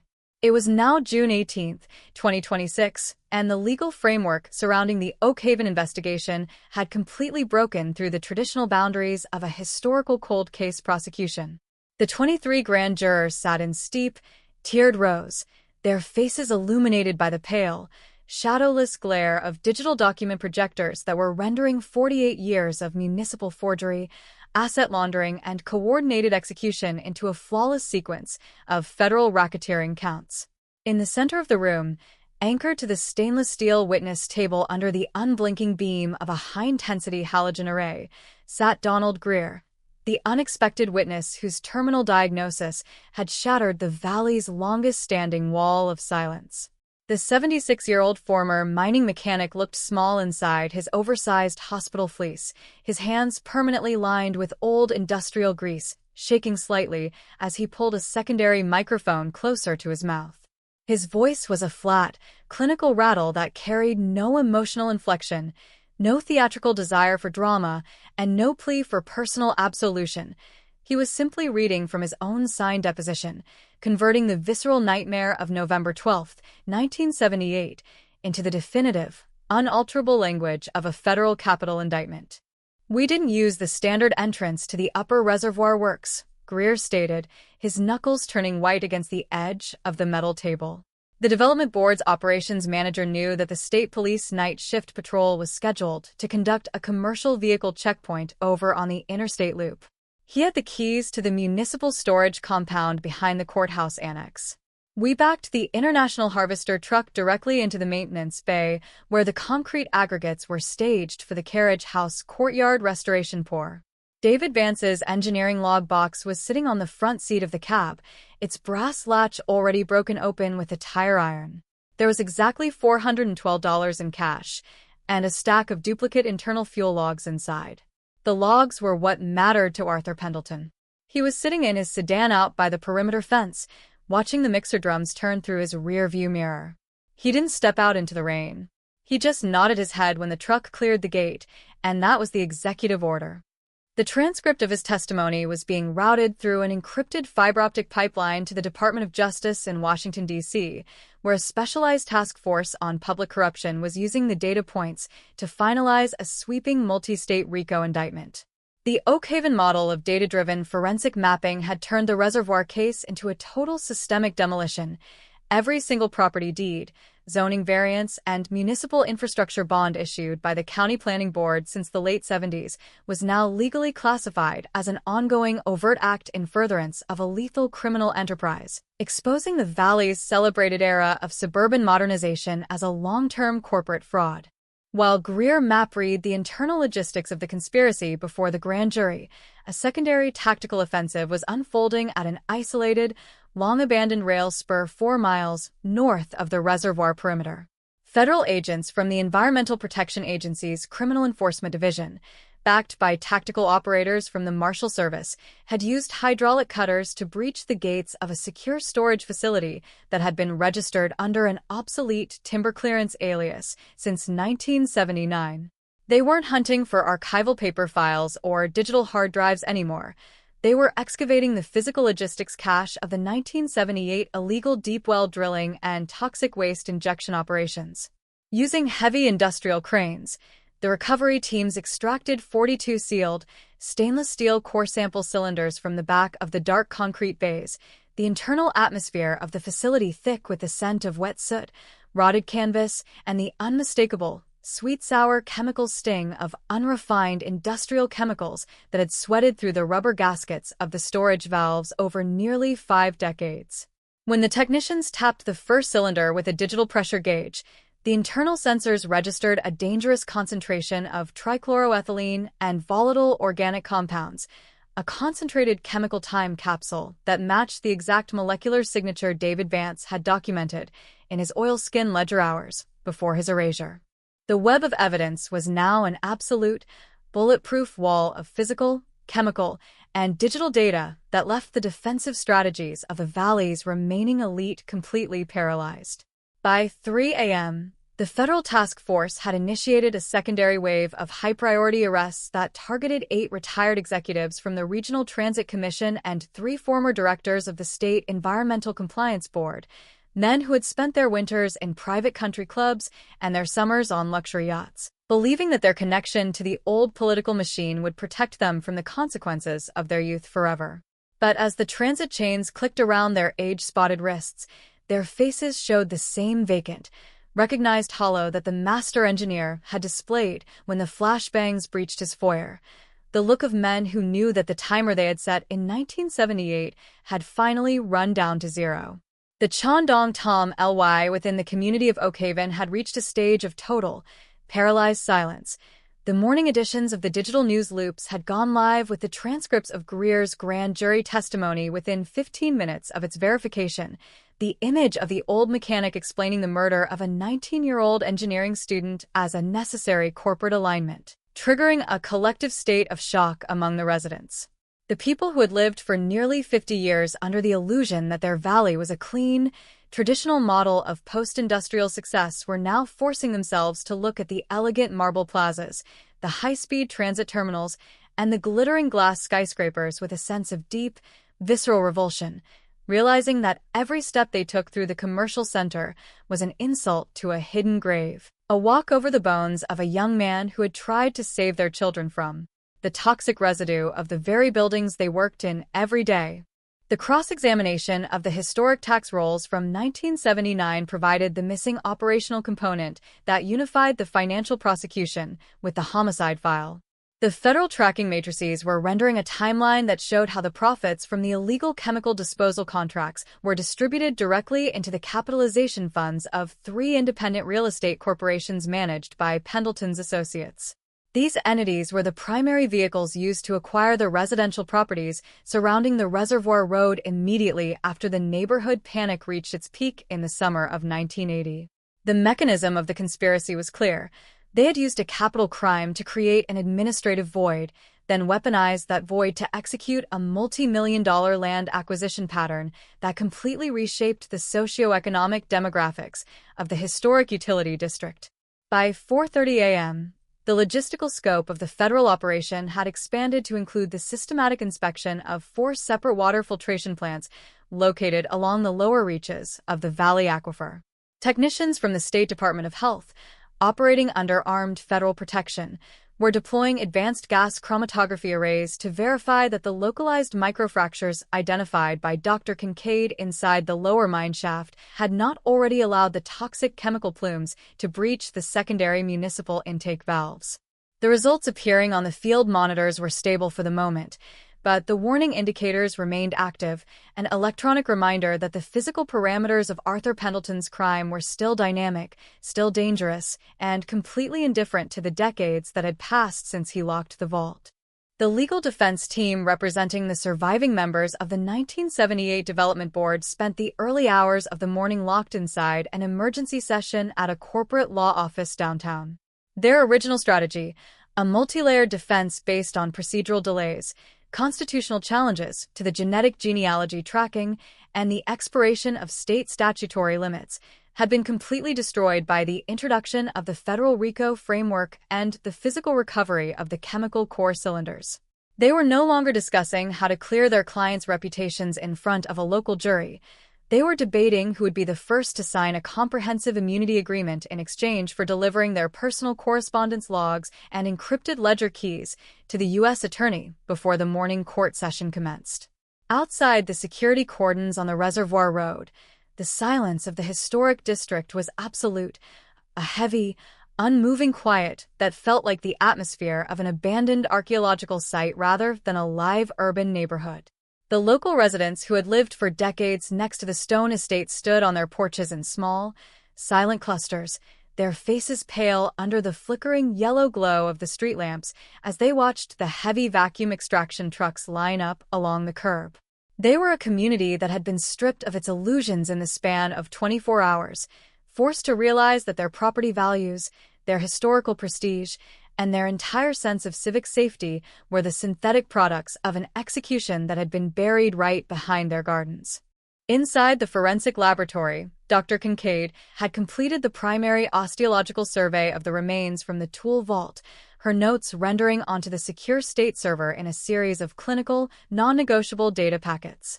The multispectral scans of the pelvic girdle and the femoral shafts had revealed an additional, critical detail that had been missed by the primitive on-site surveys of 1978, a series of distinct, microscopic linear striations along the anterior margins of the lumbar vertebrae that indicated the body had been bound with heavy industrial strapping bands prior to the onset of rigor mortis.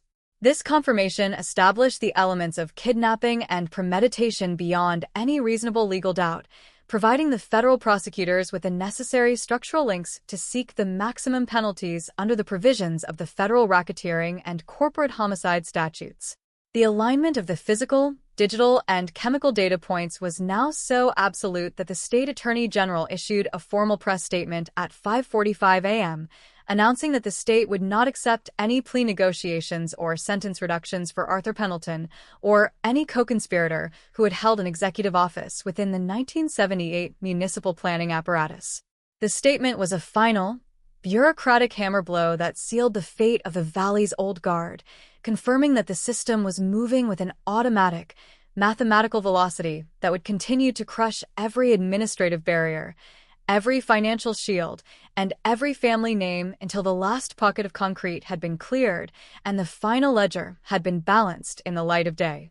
As the first thin line of a gray, freezing dawn began to break over the ridge pines of the valley, the heavy steel doors of the Capitol Forensic Wing closed with a dull, pneumatic boom that signaled the completion of the first phase of the historical reconstruction. The remains of David Vance were secure inside the state repository. His research had been verified, and his log box was locked within the federal evidence vaults, but the physical and psychological landscape of Oak Haven had been permanently altered. The road that had been built over his silence was broken. The buildings that had been funded by his erasure were under federal seal, and the community that had worshipped his killers was left to sit in the cold, unyielding quiet of a reality that had finally run out of secrets to sell, leaving behind only the echo of the turbines and the dark, unalterable memory of the kid who had tried to save them. The static on that archival tape did not just freeze a moment in time. It locked a half-century of systematic public deception into the concrete lining of the Oak Haven Reservoir, turning the valley's entire post-war development history into an active, high-priority federal crime scene. By 4:30 p.m. on June 17, 2026, the digital architecture at the state's Forensic Intelligence Headquarters had completed its automated multi-layered cross-examination of the baseline samples preserved since the initial 1978 disappearance file. The results were rendering onto the central command terminals in flawless lines of high-contrast hexadecimal code, converting a cold case that had sat in the darkness for 48 years into a live, aggressive prosecution. It was a 3 billion-point genetic match, a digital indictment that bridged nearly 5 decades of institutional silence with the absolute, unyielding mathematics of modern molecular biology. Detective Marcus Vance did not leave his position at the tactical coordination console in the corner of the lab. His eyes were bloodshot, tracking the lines of ancestral and forensic metadata that were being processed onto his screen in real time, converting his uncle's old missing person report into an active capital murder file. The cold case label was officially dead, It had been replaced by a live, predatory timeline that was widening to include every major infrastructure contract, land clearance grant, and municipal utility bond that Arthur Pendleton had overseen during his tenure as the Valley Development Board chairman. The realization setting into the task force room was not one of professional victory, but of a deep, systemic horror. They weren't just dealing with a solitary killer who had committed a sudden act of violence in the autumn fog of 1978. They were looking at an individual who had used his unchecked authority over the city's physical blueprint to turn its very utility network into an industrial mechanism for concealment and long-term financial fraud. Look closely at the county property registry logs from the weeks following David's disappearance. The paper is thin, typewriter ink bleeding into the cheap wood pulp, but the sequence of administrative actions is screaming with intent. On November 15, 1978, while volunteer search parties were still combing the frozen marshes and hemlock brush along the lower reservoir basin, Arthur Pendleton had executed an emergency, unaudited land transfer amendment to the foundation schematics of the secondary drainage corridor. He had ordered an extra 80 tons of high-density industrial concrete to be diverted from a highway bridge project and poured directly into the utility inspection shafts beneath the western quadrant of the carriage house terrace. The foreman's original handwritten notes from that morning, recovered from a moldering file box in the transit depot basement, contained a single line that had been completely ignored for nearly half a century. Board Chairman Pendleton on site at 0400 to personally inspect the subgrade seal. Ordered the mix to be doubled without standard safety curing time. The calculation was flawless in its administrative simplicity. He knew that the city's post-industrial transformation was a multi-million-dollar economic engine that could not be halted by the mysterious disappearance of a 19-year-old hydroengineering intern. He understood that once 80 tons of reinforced industrial aggregate were laid down over the old root cellar hatch, the cost of excavation would be so immense, the structural risk to the surrounding highway overpasses so severe, that no local police chief or city council member would ever authorize a dig based on circumstantial suspicions. He had buried his crime beneath the very symbol of the city's future modernization, ensuring that every local merchant, every lawyer, and every politician who used the Reservoir Road to go to work was actively participating in the preservation of his silence. He had turned the entire commercial elite of the valley into an unconscious guard line for his tomb. As the interrogation in the sub-basement of the Central Precinct entered its 12th consecutive hour, the psychological dynamic between Marcus and the master engineer began to shift from a structured question-and-answer session into a tense, deadweight chess match, where the board was the city itself. Arthur Pendleton sat with his spine perfectly straight, his posture a reflection of the rigid discipline that had allowed him to manage a double life for 48 years without a single slip of his tongue or a fracture in his academic composure.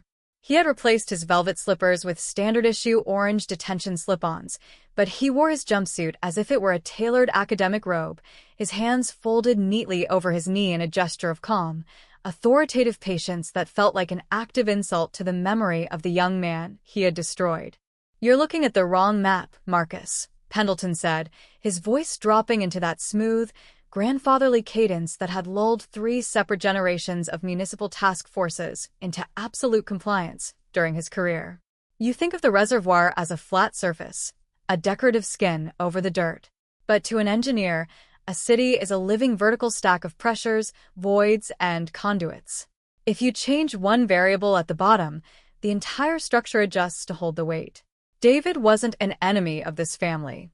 He was simply a point of friction in a design that had already been approved by the banks in Chicago. He wanted to halt the concrete pour for the main dam because of some old soil density records he found in the commission's basement, records that documented massive industrial fracturing along the lower foundation walls that used to sit where the North Tower stands today. The admission dropped into the sterile room with the heavy, concussive thud of a vault door snapping shut. The investigator didn't check his notes. He didn't blink. He knew that the digital recording devices were capturing a confession that went far beneath the boundaries of a simple homicide prosecution. This was a structural conspiracy, an explicit acknowledgement that the Matt Titch BN of David Vance had been an administrative execution, an enforcement action carried out to protect the financial stability of the city's largest redevelopment bond. Pendleton wasn't just a clinical sociopath who collected personal trophies from his neighbors. He had functioned as the technical director of a corporate syndicate that had used murder as a form of toxic waste management. The detail he provided about the night of November 12, 1978, was delivered with the same clinical indifference he would use to explain a drainage schematic to a group of first-year engineering students. He described how he had waited for David in the unlit vestibule of the control cabin, his city-issue master keys allowing him to move through the utility building without triggering the mechanical deadbolts or drawing the attention of the night watchman who was stationed on the opposite side of the spillway. He told how the boy hadn't screamed when he stepped out of the shadows, because he recognized him. He was the respectable city official who had promised to review his structural integrity reports, the polite gentleman who had sat in his mother's living room 3 nights prior, drinking tea and offering empty assurances that his concerns would be addressed by the zoning board. He carried his log box like it was full of gold, Pendleton whispered, his fingers tracing a perfect 90-degree angle against the steel surface of a table. He didn't understand that in the grand calculation of a city's survival, a box of old engineering notes is nothing more than fuel for the incinerator. I used the standard department valve wrench, the long iron one with the T-handle that we used to lock down the subterranean flow gates. It didn't take force, Marcus. It took leverage. When you hit the occipital bone at the correct angle, the kinetic energy moves directly into the brain stem, causing immediate, absolute cessation of all motor function before the body even registers the impact. There was no struggle, no noise, just the sound of the freezing rain hitting the glass of the skylight. The sheer, unvarnished sociopathy of his words caused a visceral, nauseating reaction among the tech crew who were monitoring the audio feeds in the adjoining surveillance room behind the two-way mirror. They were listening to an old man who had spent 48 years viewing human life through the lens of a slide rule, a person who had reduced a young man's future to an engineering problem that had been resolved by the application of 20 pounds of iron and a 4-yard delivery from a mixer truck.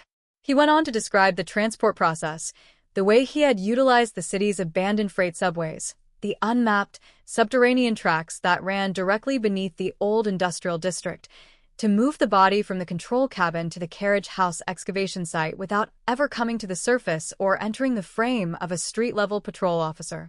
While his voice continued to drop into the digital archive, the tactical situation on the surface was escalating into an absolute crisis of public confidence. The SOC Seongdong had reached a boiling point as the news of Pendleton's detailed statement began to filter out through the morning media loops and digital tickers. Spontaneous crowds of residents, many of them carrying old newspaper clippings from the winter of 1978, were beginning to form outside the perimeters of the municipal center, their faces pale under the gray rain as they watched federal marshals systematically seal the doors of the Department of City Planning and the Municipal Archives building. The trust that had held the neighborhood together for 40 years was dissolving in real time, replaced by a creeping, toxic paranoia that turned every prominent civic leader, every old developer, and every retired police captain into a suspected partner in Pendleton's dark design. The legal teams inside the circuit court building were already preparing for a multi-front defense collapse. 3 major international banks that had funded the recent expansions of the downtown commercial sector had filed for an emergency stay of proceedings at 8:30 a.m., their corporate attorneys arguing that if the reservoir subgrade was legally classified as a criminal enterprise site, the title deeds for 30 separate commercial properties would be invalidated, triggering a financial default that could bankrupt the regional bond market before the end of the fiscal week. The city was no longer just dealing with a cold case resolution. It was facing a complete, structural implosion of its entire economic identity, proving that when a community allows its progress to be built over a hidden grave, the cost of the eventual exhumation will be tallied in billions of dollars and generations of lost trust. At the excavation site behind the carriage house, the work had assumed the frantic, dawn-dap rhythm of an emergency mining operation. The excavators had cut through the secondary concrete layer, revealing a massive, reinforced steel inspection vault that didn't appear on any of the public utility maps stored in the City Hall databases. The air inside the pit had turned freezing, a localized microclimate created by the damp limestone walls and the deep, anaerobic clay that sat beneath the foundation piers of the old estate. The floodlights cast long, sharp shadows across the cut edges of the aggregate, turning the trench into a high-visibility theater of bone and stone where every inch of progress was watched by drone cameras and federal observers stationed along the roofs of the surrounding office towers. Dr. Kincaid was now inside the vault itself, her boots sinking 3 inches into a layer of black, oily silt that had accumulated over 48 years of seasonal condensation. She was using a handheld sonic tomography scanner, a device that emitted a low-frequency hum that vibrated through the teeth of everyone standing within 50 yards of the pit.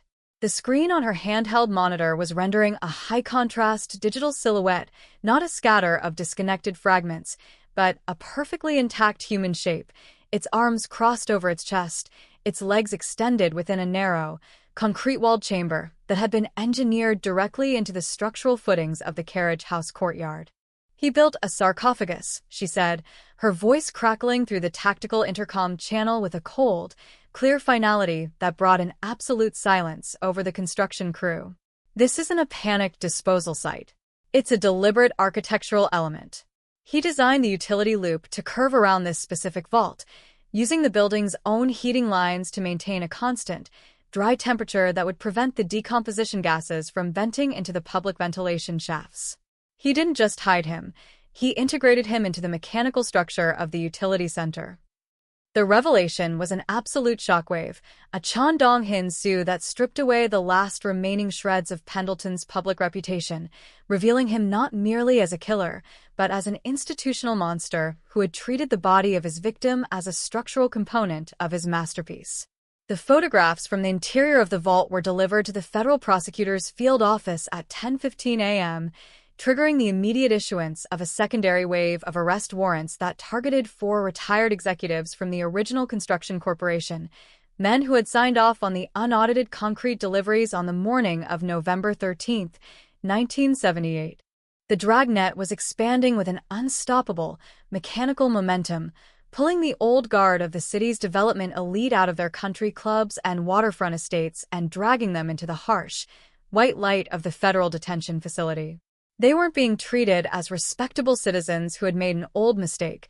They were being processed under federal racketeering statutes as active members of a continuous criminal enterprise that had used murder, forgery, and the falsification of public records to build a real estate empire out of a young intern's blood. The long run was completely over for Arthur Pendleton and his circle of silence, the code in his own veins having acted as the key that finally turned the lock on their 48-year illusion of security. As the morning drizzle turned into a steady, freezing downpour over the city, the medical examiner's transport van backed down the ramp into the reservoir excavation trench, its amber strobes casting a rhythmic, mechanical pulse against the raw concrete walls of the vault. The technicians began the slow, delicate process of lifting the engineering log box and the remains from the silt, using plaster splints to secure the structural integrity of the bones before they were transferred to the forensic facility in the capital. David Vance was finally leaving the reservoir, his final lap completed under the gaze of a community that was forcing itself to look at the truth, but the scar he left behind in the center of the valley would remain open for decades, a permanent, dark reminder that no secret can stay buried when the ground itself begins to remember what was poured into its foundation in the dark. The file did not close when the transport van cleared the outer security perimeters. By 1 p.m., the digital tracking systems inside the Capitol Laboratory had begun processing the secondary data packages recovered from the interior of the tool chest, revealing that the scope of the architectural cover-up extended far beyond the geographic boundaries of the Oak Haven Historical District. The automated scanning systems were identifying a series of long-term commercial land titles, deep well injection permits, and unrecorded environmental waivers that shared the exact same digital signature as the corporate shell companies Pendleton had used to manage the construction funds in 1978. The task force was realizing that the brick sarcophagus beneath the terrace was merely the upper layer of a vertical stack of administrative atrocities that went all the way down to the cold stone floor of the state's industrial history. Every document signed, Every zoning variance approved and every cash payout routed through the development board over the last 48 years was now classified as an ongoing overt act in furtherance of a lethal conspiracy, exposing the Valley's celebrated era of modernization as nothing more than a performance staged by a syndicate of white-collar executioners. Arthur Pendleton sat motionless inside his maximum security containment cell, his eyes fixed on the small steel door line with an expression of calm, analytical detachment, the look of an executive who knew that even in his defeat, the machinery he had set in motion in the winter of 1978 would continue to demand a price from the living that no one in the system was prepared to pay. The heavy hydraulic extraction arms of the primary recovery platform groaned with a low, vibrating drone that cut straight through the freezing downpour at the mouth of the opened reservoir terrace.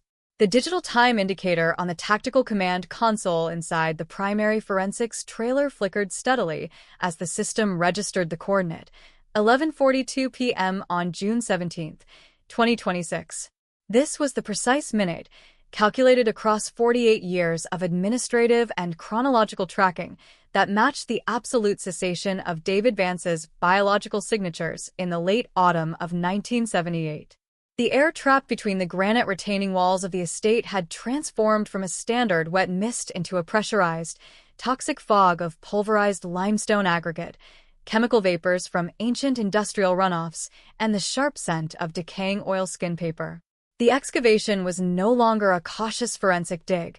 It had shifted into an aggressive, large-scale industrial reclamation, a high-visibility tactical siege against the literal infrastructure of a city that had spent nearly 5 decades cementing its own corporate survival into the deep limestone bedrock of the historic utility district. Detective Marcus Vance did not turn his head when the tertiary telemetry terminal began to chime with a series of high-priority alerts from the state financial forensics database in the capital. His face remained cold and completely motionless under the white, shadowless glare of the overhead LED arrays, his fingers clamped tightly around the edges of a vintage 1978 municipal ledger whose pages carried the dull yellow stain of old engine oil and battery acid.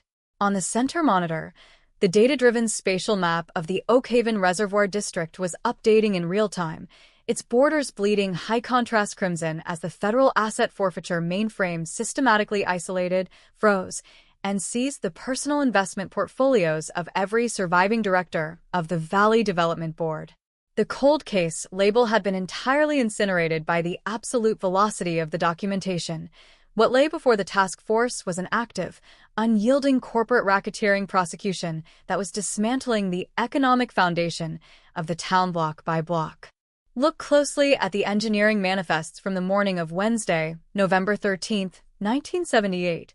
The digital reproductions were flawless, each historical anomaly highlighted in bright orange vectors by the automated comparative profiling software. While the volunteer search parties were still wading through the deep reservoir reeds looking for David's keys, the city engineering department had dispatched 4 high-capacity concrete mixer trucks to the alley behind Arthur Pendleton's carriage house under an unaudited emergency utility mitigation order. The order had been signed by the county prosecutor's son himself, utilizing a falsified soil density report that claimed the historic drainage shafts were in imminent danger of collapsing beneath the weight of the expanding commercial infrastructure. The mixers didn't drop standard municipal aggregate. They discharged 80 yards of high-density industrial concrete mixed with toxic iron slag, a low-porosity compound designed to dry cure under high hydrostatic pressure and form an absolute, permanent vault over whatever had been dropped down the shaft 6 hours earlier. The calculation behind this administrative move was an exercise in pure, cold-blooded institutional utility.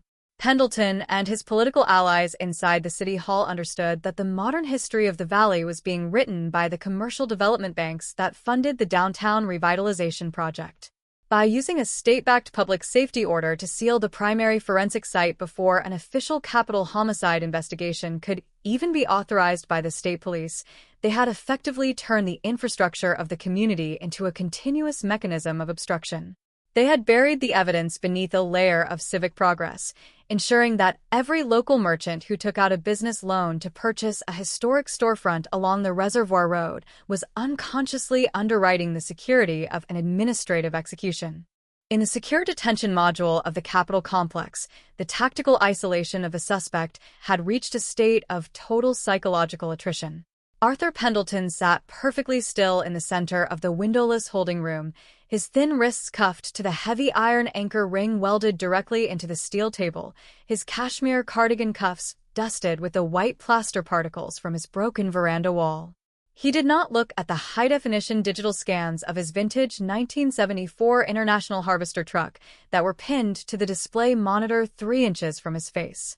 His posture remained rigid, his chin tilted slightly upward in an expression of unyielding academic arrogance that had served him through nearly 50 years of school board hearings, zoning audits, and grand jury inquiries. "You're operating outside your intellectual parameters, Marcus," Pendleton said, his voice a smooth, calculated baritone that didn't betray a single microsecond of cognitive panic or physical fatigue. "You think you've uncovered a crime, but you've simply stumbled into the structural reality of how this municipality was saved from extinction." In 1978, the Valley development sector was a tax-delinquent liability field. The factories were dark, the banks were freezing the lines of local credit, and the children of this neighborhood had nothing to look forward to but the manufacturing waste dumps. That infrastructure grant didn't just rebuild the utility grid. It brought $80 million of fresh capital into a dead market. It built the public transit hub, it funded the community health center, and it secured the property values of every family currently standing behind your barricades. David Vance wasn't an enemy of this community. He was an impediment to an economic development bond that saved 10,000 people from financial ruin. You cannot reverse 48 years of municipal history with a box of old bones and an old silver pocket watch. The statement was a window into the absolute, cold-blooded administrative sociopathy that had guided the modernization of the historic district for nearly half a generation. It wasn't an admission driven by an impulse of sudden passion or hidden guilt. It was a defense of organizational design, an argument that the destruction of a 19-year-old hydroengineering intern and the systematic falsification of nearly 50 years of public property records were nothing more than necessary structural adjustments required to guarantee the long-term survival of the local banking system. The task force was realizing that the conspiracy of silence hadn't been sustained by threats or crude intimidation. It had been held together by the shared financial survival instinct of an entire social class that had built its status on the concrete seals Pendleton's mixers had poured in the dark. While his voice was being captured by the digital recording sensors, the operational situation at the Reservoir Terrace excavation site was rapidly descending into a high-stakes emergency. The automated scanning drones that had been deployed into the lower root cellar vault returned a series of live multispectral sonar profiles that caused the lead forensic anthropologist, Dr. Kincaid, to immediately halt the primary lifting rigs. Hidden beneath the concrete floor of the brick sarcophagus, less than 3 feet below the level where David's tool vault had been recovered from the silt, the high-resolution scanners were rendering the distinct, undeniable geometry of a secondary, older deposit, a cluster of 4 military-style steel storage cylinders whose handles were secured by heavy, lead-wire seals from the late 1950s. The Circle of Silence wasn't 48 years old. It was an archaeological stack of institutional atrocities that extended all the way to the bedrock floor of the Valley's industrial history. Arthur Pendleton and his allies hadn't invented the methodology of administrative disposal. They had simply inherited a pre-existing network of hidden vaults, illegal chemical dump sites, and unmapped shafts that had been established by their fathers during the early years of the Valley's manufacturing consolidation. The unexpected witness hadn't just broken a cold case. His statement had punctured the crust of a massive, multi-tiered regional graveyard of industrial and political secrets, proving that the entire physical landscape of Oakhaven was a deceptive illusion constructed to shield a legacy of capital crimes. "We have an active chemical breach inside the secondary stratum." Dr. Kincaid's voice crackled through the tactical communication channel, her breathing heavy and ragged through the internal microphone of her hazard suit. The video feed from her helmet camera showed the robotic manipulator claws moving through a layer of black, oily slurry that was bubbling slightly as it met the cold rainwater. The containers are suffering from advanced crevice corrosion due to decades of acid exposure from the coal silt above. The digital sniffing units are detecting a massive concentration of trichloroethylene and unrefined mercuric waste. If we don't establish a high-vacuum negative pressure containment tent within 90 minutes, the runoff will break through into the lower aquifer, turning the drinking water of 3 downstream counties into a permanent toxic hazard. The past isn't dead down here, Marcus.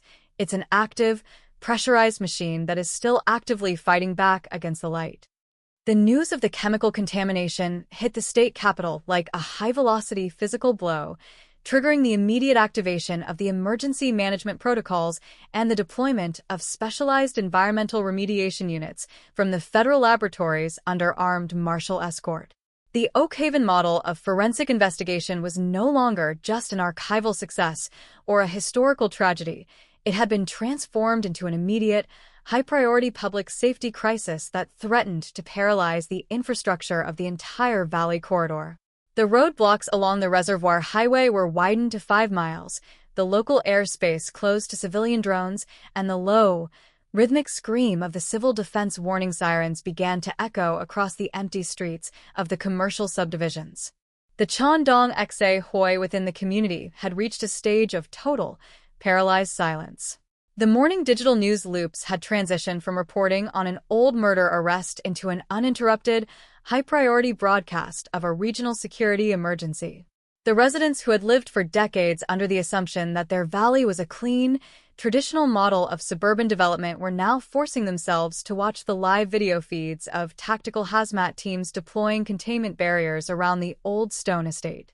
The realization was setting into the collective consciousness like an absolute, suffocating poison. The elegant parks where their children played, the modern schools they trusted, and the very highway they used to commute to work were nothing more than a beautiful performance staged by a cartel of white-collar executioners who had used the invisible energy of an industrial empire to bury their crimes. Inside his segregation cell at the Capitol facility, Arthur Pendleton sat with his back pressed against the white concrete wall, his eyes fixed on the small steel door line with an expression of calm, analytical detachment. He could hear the distant, low-frequency wail of the emergency sirens through the building's main ventilation trunks, a sound he had spent nearly 50 years listening for, a sound he had spent a lifetime of legal and banking strategy trying to prevent from breaking through his perimeter. He didn't call for his corporate attorneys. He didn't check his transit chains. He simply closed his eyes and allowed a thin, skeletal smile to remain in place on his face, the look of an executive who knew that even in his defeat, the machinery he had set in motion in 1978 would continue to demand a price from the living that no one in the system was prepared to pay. The legal dynamic of the prosecution was now moving with an absolute, unyielding velocity, the federal prosecutors drafting a comprehensive superseding RICO indictment that treated the entire county infrastructure network as a continuous criminal enterprise. This legal strategy effectively neutralized the defense's attempts to invoke statutory limitations or jurisdictional technicalities, allowing the state to pursue maximum penalties, including life, without the possibility of parole, for every single corporate officer, engineer, or public official who had signed a compliance log, accepted an anonymous corporate dividend, or looked away from the concrete mixers on that rainy October morning decades ago.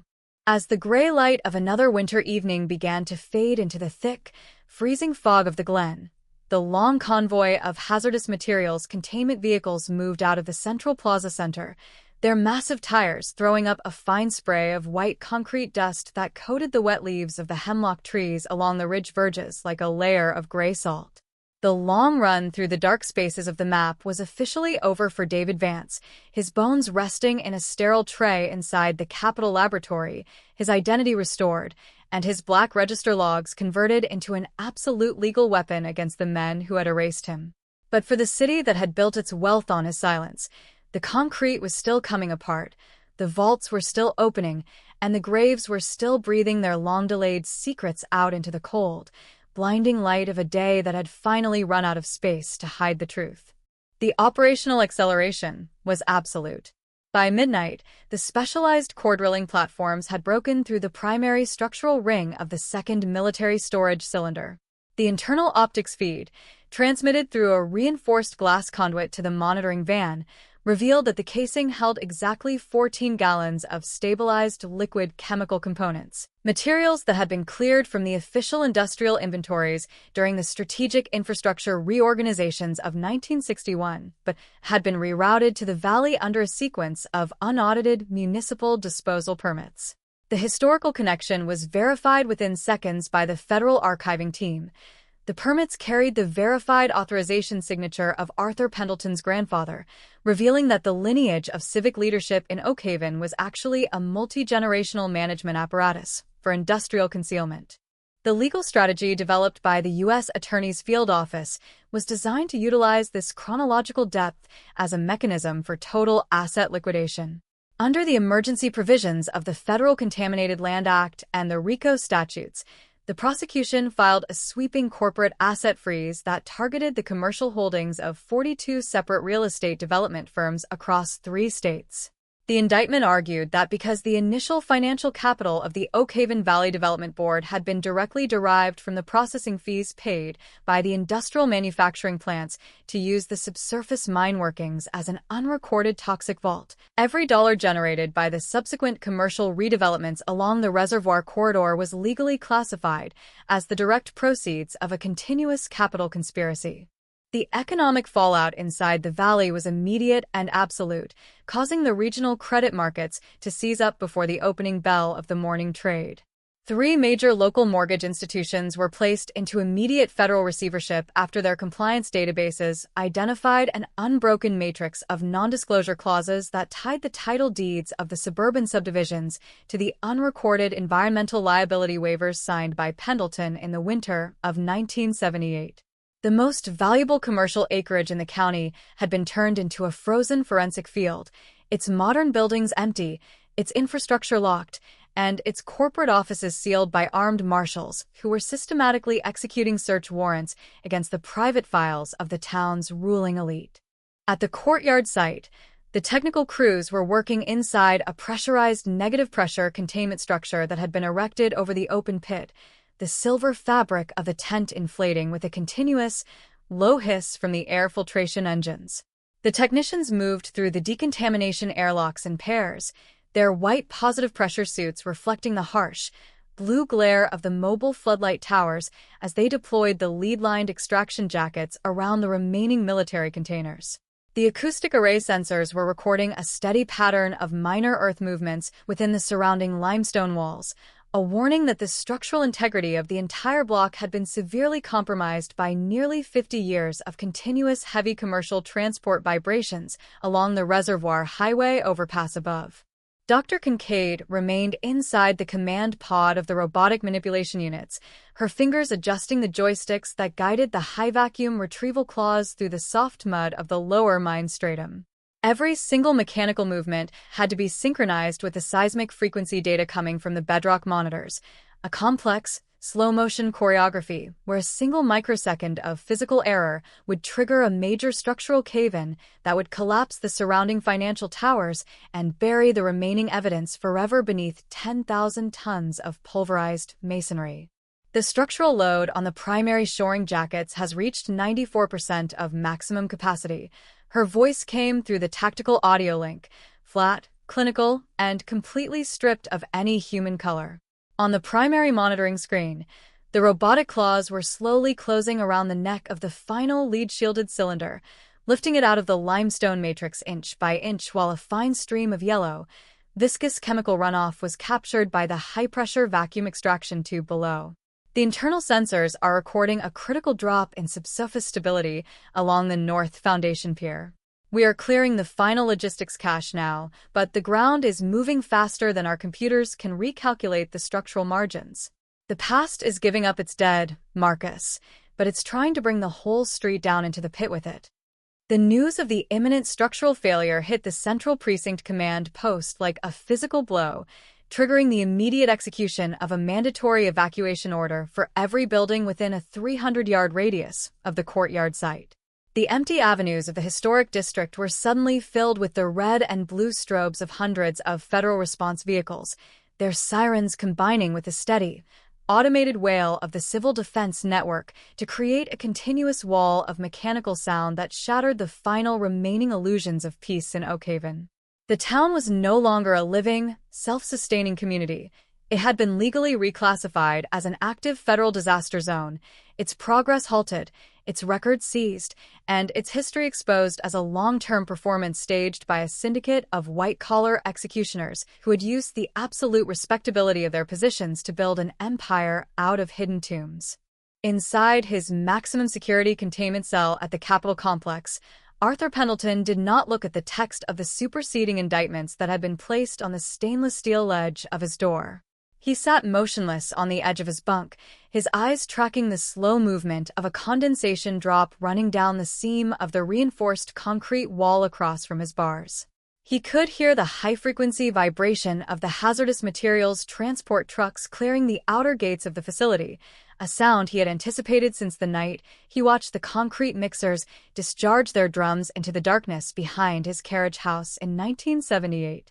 He had built his entire life on the calculations of structural engineering, on the absolute certainty that if a secret is heavy enough, expensive enough, and buried beneath enough public infrastructure, the system will always choose to maintain the silence rather than pay the immense cost of its exposure.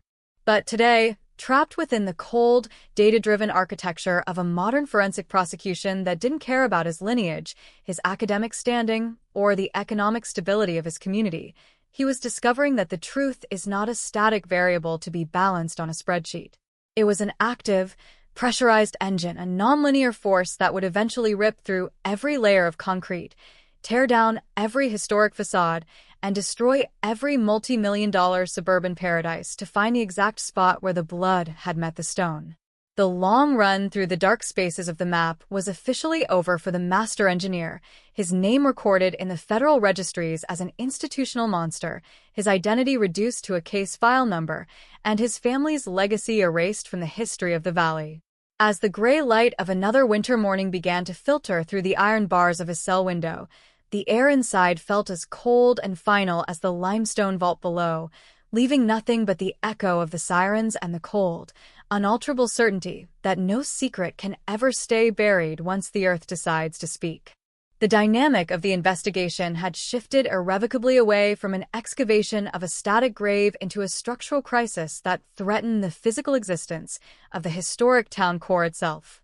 The telemetry sensors placed along the foundation joints of the old carriage house were recording a continuous, accelerating pattern of microseismic shifts, a physical warning that the subsurface aggregate, which had been artificially reinforced by Arthur Pendleton's double-pour concrete stabilization in the winter of 1978, was breaking apart under the sudden removal of the lateral supporting clay. The water level in the lower reservoir basin was being lowered by direct order of the federal task force to alleviate the hydrostatic pressure on the leaking mine shafts, a move that exposed 40 feet of ancient, waterlogged timber piles and stained limestone footings that hadn't seen the light of day since the late 70s. The data streaming from the structural sensors was being processed by an engineering mainframe in the Capitol, which projected a catastrophic failure of the main retaining wall within 18 hours if the subgrade voids weren't filled with non-porous structural grout. This put the forensic team into a deadweight race against the environment. They had to complete the millimeter-by-millimeter clearance of the lower stratum, extract the final components of the 1958 military chemical dump, and verify that no secondary biological indicators were left behind before the engineering crews could open the valves on the high-pressure cement pump trucks. Every single bucket of mud pulled from the pit was processed through a mobile dual-stage multispectral scanner right at the edge of the trench, the criminalists working in 3-minute shifts to prevent their protective suit gaskets from degrading under the high-intensity ultraviolet lights. Detective Marcus Vance stood at the observation railing of the command vehicle, his eyes fixed on the heavy steel cage that was being lowered into the absolute bottom of the void. He could feel the low-frequency rumble of the valley's highway traffic shaking the frame of the trailer, traffic that was currently being diverted into a single-lane bypass 2 miles away by lines of armed state police operators. He was watching his own past being taken apart by a team of technicians who didn't know his uncle's name, men who were treating the mystery that had defined his entire family history as nothing more than a localized engineering hazard to be stabilized, logged, and buried under a layer of clean industrial aggregate. The silence that had held Blackwood Glen together for nearly half a century wasn't being broken by a dramatic admission of guilt. It was being systematically cleared from the earth by the unyielding, mechanical velocity of 21st century forensic management.